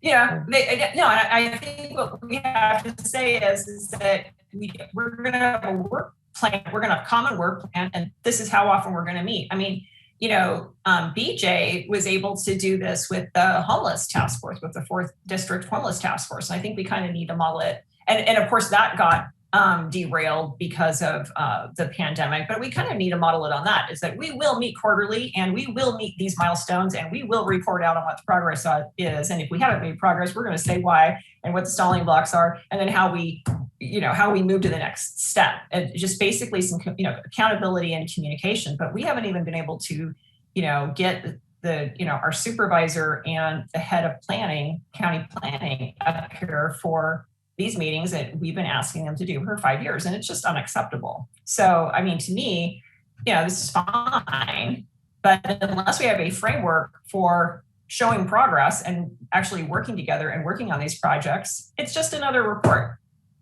Okay. And I think that, you know, Kevin is real quick, Vice Mayor Cruz. I think Gus was trying to get a word in there. Sorry, Gus. I hope I didn't steal Gus's thunder. No, you did not. And I agree with you 100%, you know, and not to give him a pass by any means. You know, the plate's been filled with the pandemic, the fires, everything else he's trying to do, balance their budget. But I agree with you, you know, it's no different than trying to herd cats with them. From a city standpoint, we'd be ready to sit down and meet with them on a quarterly basis, but it's them getting their staff up here that would be the problem. But that's just a comment on what you said. That's not what I wanted to talk about. So when I have the floor for something new. Okay. Vice Mayor Cruz, please. Yeah, I wanted to follow up on what Melanie was saying. Sure. You know, it's like, for example, one of the projects that comes to mind to me is we're going to have the same problem with water with McRae Road as we've had with 6 Acres and South Cloverdale Boulevard. Down the road, the state is going to say, you guys need to connect to Cloverdale. So we need to start looking, what is the situation McRae Road? You know, what is also the impact of poor housing in that area? And those are the kids in our school system. You know, these are the kids that go to Cloverdale Unified School District. So we have constituents that we have to be concerned about in that area, and that is definitely a couple of plans that we could have in terms of communications and access to infrastructure, access to internet, access to safe roads and paths, because there's water and there are floods in that area too, and so on. So, I mean, there are many things that our county, however, it's in our area in our sphere of influence. So those are things that are very doable. Mm-hmm. And we can definitely start talking with one of those. The same thing is, as I mentioned to Senator McGuire, the issue of trailer parks that are under state jurisdiction, and it impacts our residents. We need to start working not only with the county, but also with the senator in terms of how are we going to manage these things without necessarily affecting our constituents any more than they already are. Mm-hmm. So they are doable projects, and it's wonderful that they fit within their objectives, but how can we turn that into a project, something that it's doable and something that all of us will be involved in, not just Gus or Melanie or I, but all of us, all 5 of us. Okay. Councilmember Walter, the floor is yours. Thank you. If I could just blow some hot air here for a minute. You know, I really like what staff has done, very, you know, in a short time period too, for you to put this together. I'm looking specifically at page 221, where we talk about park planning and development. And the strategic plan is for support to fund and expand flood protection. Yeah, you know, Mark, you and I have talked about that piece of property next to 2nd Street Park for a while now. And my last understanding in dealing with the attorney for the Angelina property, I think they've decided pretty much to sell that to a developer. That would be an ideal space for an open space district to go in there and put in your plan that you had for flood retention, a holding basin, a trail going around there. Something like that would fit that niche very nicely. I think tomorrow evening at the mayors and council members, they're going to be deciding on open space. And it's time for us as council members to kind of do what Melanie had suggested. Get the open space folks up here, let them look at it. I'm not quite sure whether we're qualified, but at least we have to bring them up and show them what we're thinking of doing. That's the only way we do it. I get so tired of seeing the open space spending millions of dollars to buy somebody's dairy farm that's up on the top of a mountain that could never be developed anyhow. You know, they need to do it more in the incorporated areas, I think. So anyhow, thank you. The Windsor Green is an example. Well, it's interesting. Exactly. It's interesting that you mentioned that, Gus, because there is a battle royale going on at Ag and Open Space over that very question. You have the Farm Bureau battling. It's basically the Farm Bureau versus money for cities over parks. And yeah, and that's why it's really important that we get very good appointees on that grant board. So. I agree. That'll be Jason's job tomorrow. And we got to get one of the things to Cloverdale. Well, one of the things I kind of want to mention is I'm trying to put myself in David's shoes a little bit, and I'm wondering if I was David, what is it they're asking of me? And so how do we make this an actionable item for city staff? Do we want to start to earmark projects and give them deliverables? Do we want to shift gears on how we find this matrix useful? What's that kind of looking like to folks? And Todd, I haven't heard from you just yet on this one. Any thoughts? I'm just listening. I completely agree with Melanie. She started out on the right foot, and so I just kept my mouth shut because everything's already been said. Okay, thank you. Well, Mr. Mayor, what I mentioned is to go ahead and for us to develop plans or ideas into possible projects that relate to what has been presented to us. So now it's on us to do our homework and perhaps present a little project in relationship to any of those things on the table that has been presented. Sure. And you had mentioned wanting to make sure the full council reviews it. Are you suggesting we maybe bring it back to council meetings a little bit more frequently for us to continue to establish priorities? Or do you find that there could be a subcommittee this could get fleshed out in? Oh, I think we could do this individually and share with David and Kevin, and they can integrate it, and then at some point bring it back to see what the project is, and is that what we're going to present to the supervisor? Well, this has to be submitted within the next couple of days. I'd suggest we take a moment and hear what our city manager thinks the next plan is and how we get this down there. Because it has to be in by, when was it? I think it's tomorrow. I think it's the 12th. The 12th? Yeah. Friday. It's the 12th. We've got to get something down to them. Well, we can do something. Let's do homework. Well, David, what are you thinking right now? Well, the request from the county, if you want to consider their request, was to provide specific feedback relative to the strategic plan that they're going to be bringing forward for adoption in March. Supervisor Gore, when he presented or spoke with council, he made it much more broader in terms of identifying areas where the council could collaborate and partner with the county. I think maybe what I'm hearing from council is a little bit of a bifurcation that kind of follows that process would be, if you support the matrix, we present that as comments on the strategic plan, and they can then digest that in terms of identifying areas where they could partner with us to help fulfill some of those strategic plan initiatives. But we could then work on it to kind of Vice Mayor's point, identifying what are the actual specific projects that we want to prioritize, identify and then prioritize to work with the county with short-term, mid-term, long-term goals that are then with identifiable action steps. I think each one of these you could really develop into its own project or initiative, and could be quite a bit of work, and also this a true partnership and collaboration means we're also as a city going to take on a certain level of responsibility to ensure that we work together on this.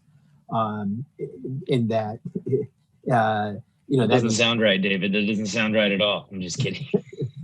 A commitment of staff time, a commitment of resources, and political commitment to see these things through. So that might be my thought, is because given the short time frame to be able to turn this around and get it back to the county, is make any changes to this to the matrix, any updates, we can certainly put together a cover letter that kind of reflects the comments tonight in the sentiment, but then we would need to have further, I think, discussions on what are the specific initiatives that you want to undertake to enable some of these, the details around the specific initiatives and how you want to implement them and prioritize them. And I didn't see anything from safety aspect. Chief Ferguson, did you have any comments on this chart? So there were some comments that were made in here, some additions to, we'll go back and find them here.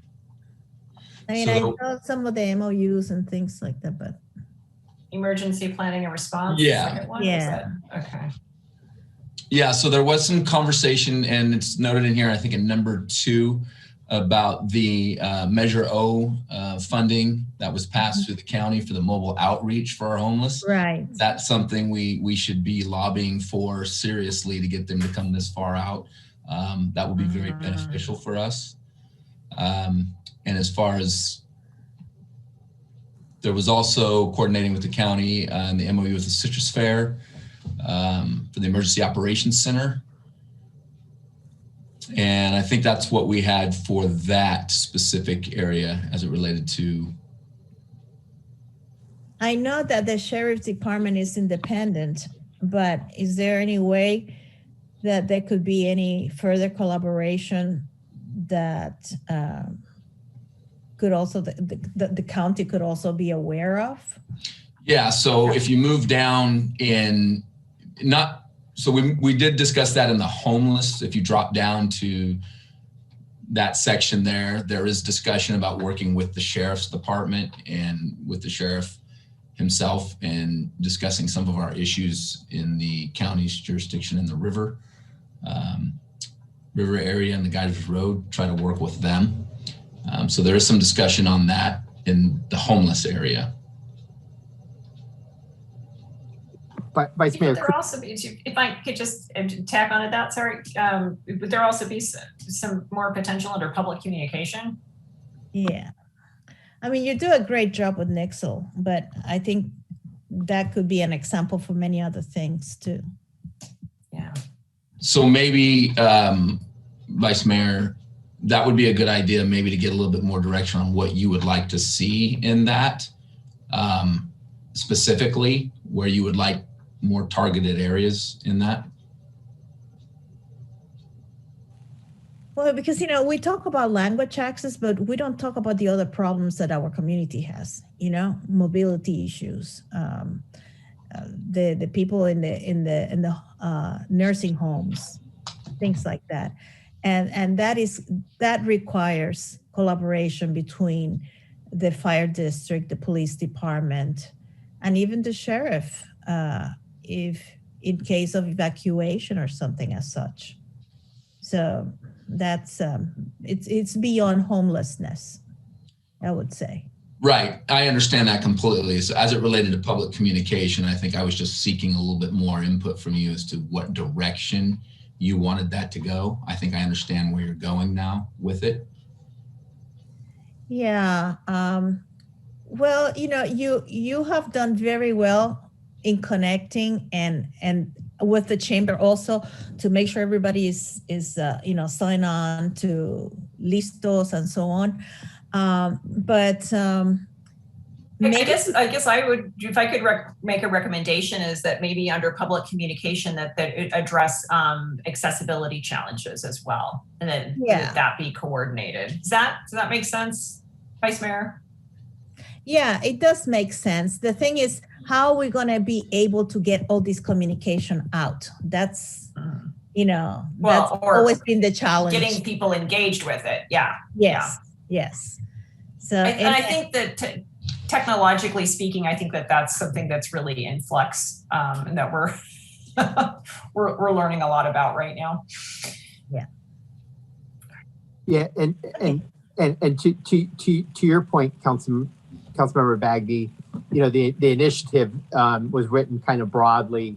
That's why we said a communication strategy, because we could delve into this topic pretty deeply on what are all the various tools, and that's why I thought, well, if we came up with a more broader initiative to develop what is the strategy, and then what are the protocols that we want to engage in with the county on public communication. That'd be an area where I think we could have a discussion with them about what are opportunities to have collaborative communication, and what are the tools that we use to to facilitate that communication to especially if we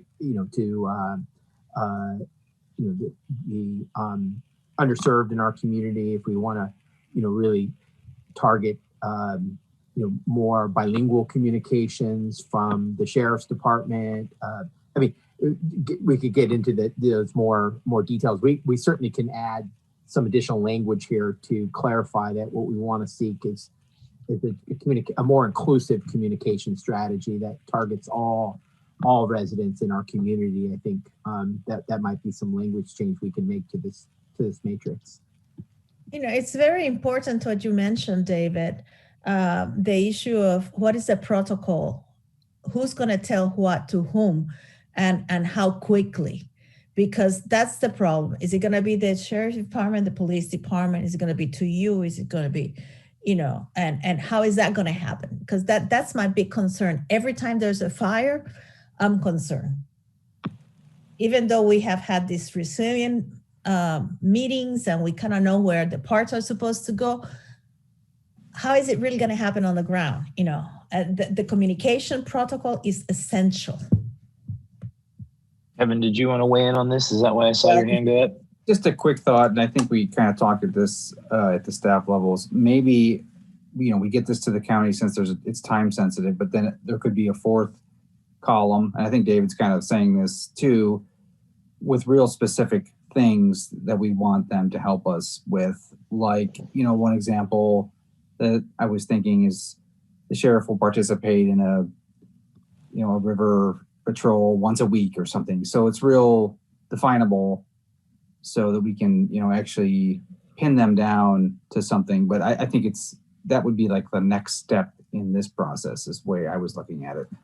Yeah, because they're not going to take the time to identify what our needs are. We're going to have to tell them at least a phrase about every aspect that we are highlighting. Councilmember Bagley? Yeah, my need is just to put, to say we have to have a framework to work with them to turn these into projects and get them done and have some accountability. That's what's missing is an accountability framework. That's all I want to see. I think we've had some good input on, maybe tinker and edit a little bit on the content of the columns, but there has to be that they have to meet with us. They have to make time for us, and we have to have a work plan and check boxes and that whole thing. I see, some of those projects they're gonna go to the Public Works Department, or they're gonna go to the Public Works Subcommittee, or they're gonna go to Police and Finance. But there's got to be whether it's the mayor and the city manager meeting with supervisor and county staff, once quarterly, twice a year. I'm not really that picky. They have to meet with us, and there has to be a running list, and there has to be accountability.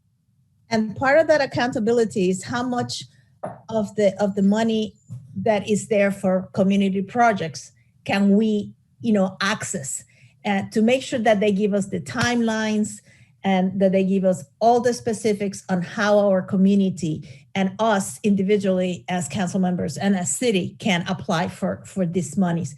Because I already had an issue. I applied for money for the Cesar Chavez celebration. I just got the money about a month ago. And that was in March of 2020. And why? Because there was a misunderstanding. I had the paperwork in order, but somehow it fell through the cracks, et cetera, et cetera. We don't need that, because we need to have that accountability. This is the money available. These are the programs that you can apply for. These are your deadlines. Go for it and let us know when we're going to get the money. As long as I don't hear any objections, David, has that been clear as mud for you to see us through Friday and beyond? Yeah, I think I've got direction from council to, make some language amendments to reflect council's comments to this matrix. And then, going forward, it's really developing more specific, developing some specificity for the initiatives, for which right now it's just an outline that we engage the county in. Probably I think it really needs to come back to council in the way of a letter that is supported by the council rather than written by your city manager that reflects your policy direction and requests from the county to be more engaged. All right. Do I hear any final comments or? Yeah, I was going to say, was your cat paying you a little visit there? Yeah. Yeah. So do I hear any objections to the instruction or the direction that Dave just described that he's going to follow? Seeing heads shake no. David, you're feeling pretty good about next steps? Yes. Okay, great. Let's go ahead and close this item for today. Thank you very much. We'll go ahead and move on to... Mayor, my apologies. Yes. We do have one hand up in the audience. Oh, public comment. Forgive me, Irene. Thank you. Thank you. I am all ears. Miss Christina Lepe Duarte. Christina, please go right ahead. I apologize about that. It's okay. This is the one that I've been waiting for. I know that the deadline is Friday, and this is a very important item. And please forgive my ignorance, but part of the concerns that I have and that I want to make sure that are addressed is that first of all, I want to say that I really like that we have the grant writing request in there. That's going to maximize dollars. But as far as social justice and equity, open space, they still own the land for 99 years. Hey, Gus, can you go on mute, please? Thank you. You're okay now. Christina, go right ahead. Thank you. As far as social justice and equity, is there any way that is there any way that we can also talk about the fact that our school district gets very little funds per pupil? And the reason why I bring that up is, again, social justice and equity, how it's very hard for us we're at the end of Sonoma County, northwise. And as far as the rollover on our teachers, that does not create stability. So in essence, it really does lower it. The social justice and inequity only gets larger. So when we talk about equity, it's not equitable in that aspect. The other concern that I don't see included in our 5 pillars is also anything to do with our businesses. Our businesses are hurting a lot in Cloverdale, and we're going to see them hurting even more. So if there's anything that we can do to include some aid there for our businesses, that would be great as well. Those are my comments. Thank you, Christina. Appreciate it. I know at times it does get challenging for us to advocate on behalf of the school, but there could be pathways forward for partnership to at least have a consistent message. But I would not discourage you at all from sharing similar comments should you choose to attend a board meeting for the school board and just kind of seeing what their appetite is with that as well. But I know I'm always open-minded to a partnership. It's just challenging for us to advocate on their behalf. Vice Mayor Cruz, please. Yeah, regarding business, the Economic Development Board does a lot of work here in Cloverdale, and a lot of people ignore it. But somehow we need to be able to have the county have specific programs that are geared towards Cloverdale, just like Zero Waste Sonoma has the schedule. This is for Cloverdale, this is for Petaluma, et cetera, et cetera. So we need to request specific service dates for Cloverdale too, from Economic Development Board and perhaps any other entities that work with the county in promoting businesses. So, yeah. And those have indirect benefits for the school system as well, would you think? I'm seeing Melanie nod. That's cool. I like that. Anything that, you know.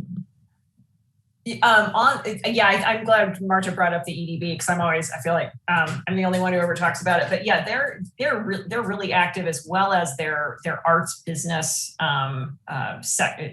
department has been instrumental in the area. But I think that this seems to me that this is really, you know, part of the strategic plan for the supervisors, and the EDB, while they're part of the county and they report to the supervisors, you know, it really is its own separate entity. And so it's probably not going to be, you know, it's not going to fall under, you know, any of these categories very easily. But I'm really glad that Christina brought up, you know, how we can help schools too. But there are a couple, and I think that they would fall under a couple of categories where they would be indirectly helped. And one is, you know, infrastructure planning and parks, because anytime that we can share the development of park facilities with the county and the schools, that takes a burden off of, helps take a burden off the school district for some very resource intensive and expensive facilities. So I think that those two areas will fall under that. But yeah, as far as like helping businesses too, I mean, all of these categories pretty much are going to be, you know, helping businesses, affordable housing, emergency planning and response, and also, you know, energy backup, which the EDB is helping with, and other departments in the county are helping with, grant writing for, you know, small businesses.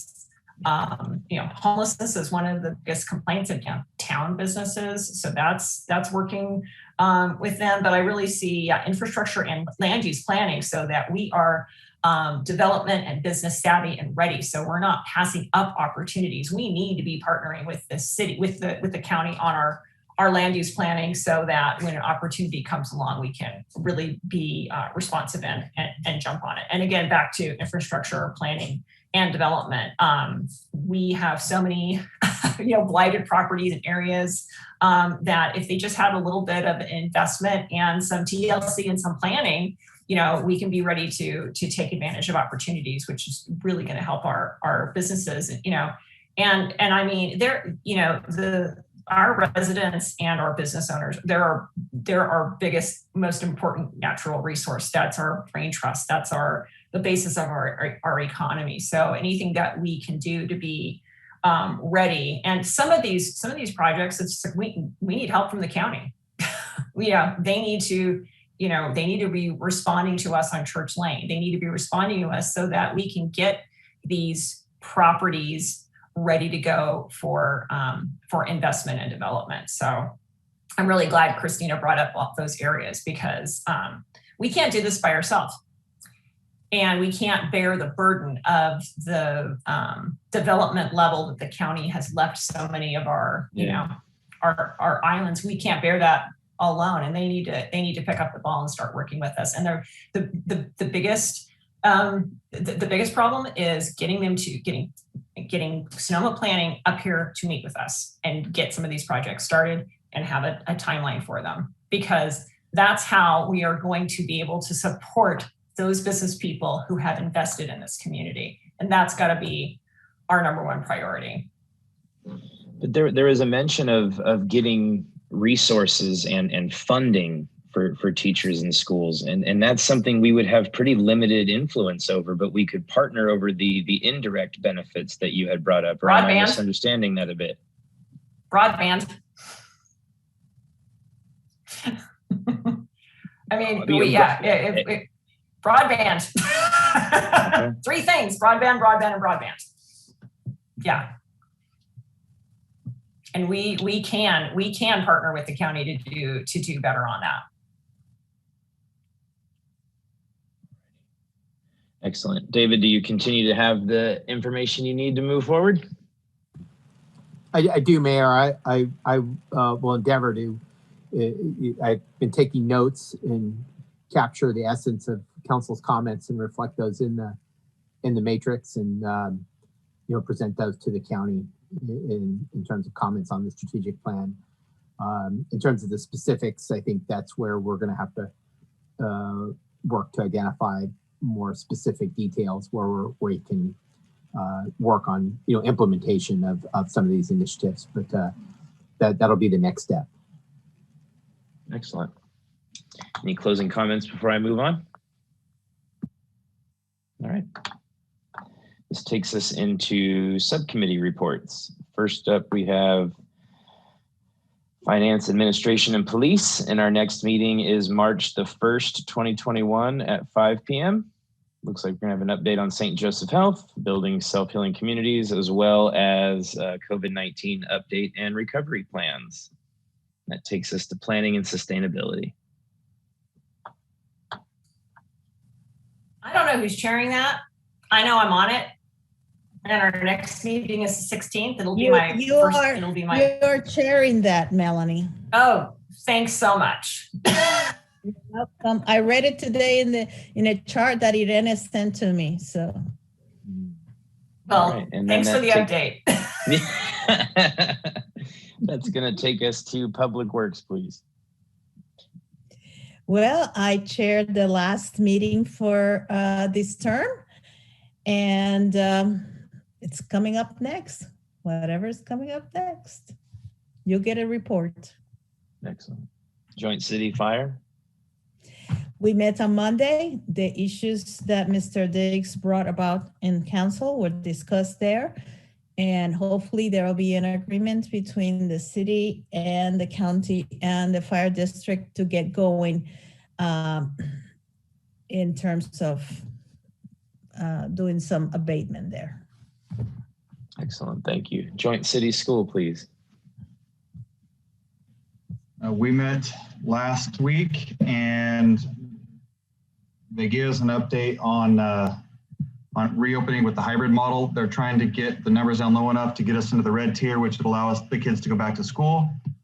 The classrooms are ready. They have every partition you could possibly want. They have probably better air systems than any building in the county, including hospitals. They've had grants paid to put in different air purifiers in every single room at the entire district. The latest thing, let me give you one more. There's a cadence going around that basically you can get on a list to get a waiver to start earlier with the hybrid. And with that, you have to pay $31,000 a month to be on that list. And all the schools that are on the list, I believe there's only one in the county that's actually been approved. And so Cloverdale, even though they have the paperwork filed, they have not filed it, and they don't want to have to pay the $31,000 because either way, they're not going to go back until they go into the red. So that's where they are right now. They're trying to work with the teachers to establish the new MOU, but it's been a difficult road. Okay, thank you. Homeless Community Advisor. Wait, may I ask Todd? Sure. Anything about the barrel project for the spring? Yeah, I can tell you about that. That was also brought up. They're working on it right now. They have 48 half barrels donated at this point, and they are all delivered to the school already. I delivered them to the school last week, and the teachers are getting ready to paint them all white and get them prepped for the whole project and fundraiser. And so they worked with working with the city manager and with Kevin Thompson to figure out how they're going to get it out there to make sure that they're taken care of and the liabilities are correct with paperwork.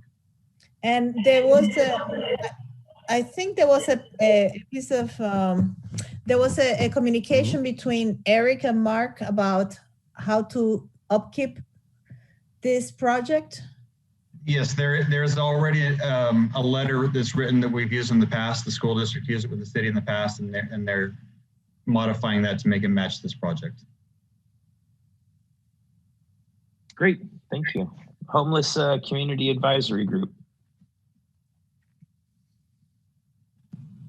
We haven't met.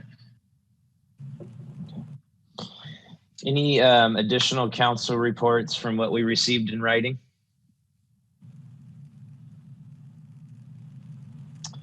Any informational reports? How about legislative reports, letters of support or opposition? How about a city manager, city attorney report? No reports, Mayor.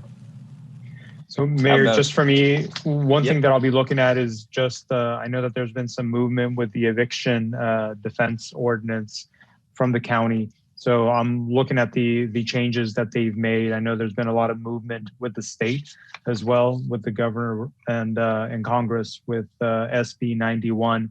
So we're taking a look at that, making sure that we have all that information lined up in case folks ask the city, because sometimes they ask the city, you know, what are the protections?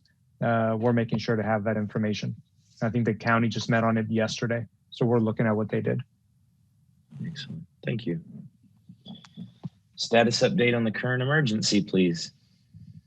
Thank you, Mayor, members of council. There's considerable legislative work happening at the federal level in terms of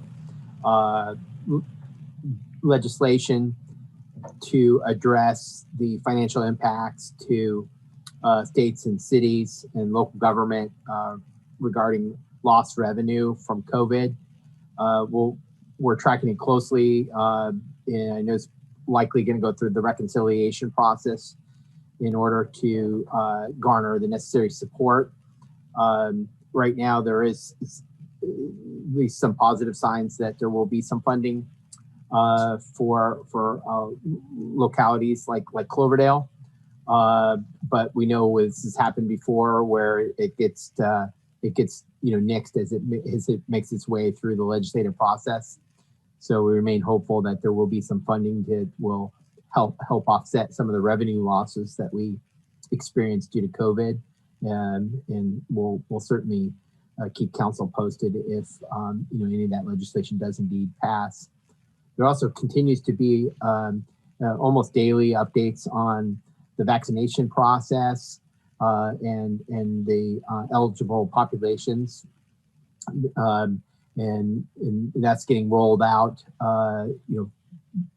with new updates almost daily, and it's important to just keep track of the county's website in terms of the latest news. And one of the positive things that we heard from Resilient Cloverdale is that our Alexander Valley Wellness will be conducting vaccinations for our Latinx community, as well as targeting the 70 plus population within the city over Thursday and Friday of this week. So that's really good news. And then there's also some additional vaccinations that will be coming our way in the coming weeks. And our police department is poised to help where they can to help facilitate those that outreach to our community. But it's happening in real time. So almost daily, it seems like the news changes, and it's just important to keep tracking the county's website for the latest news on what's happening in the vaccine realm.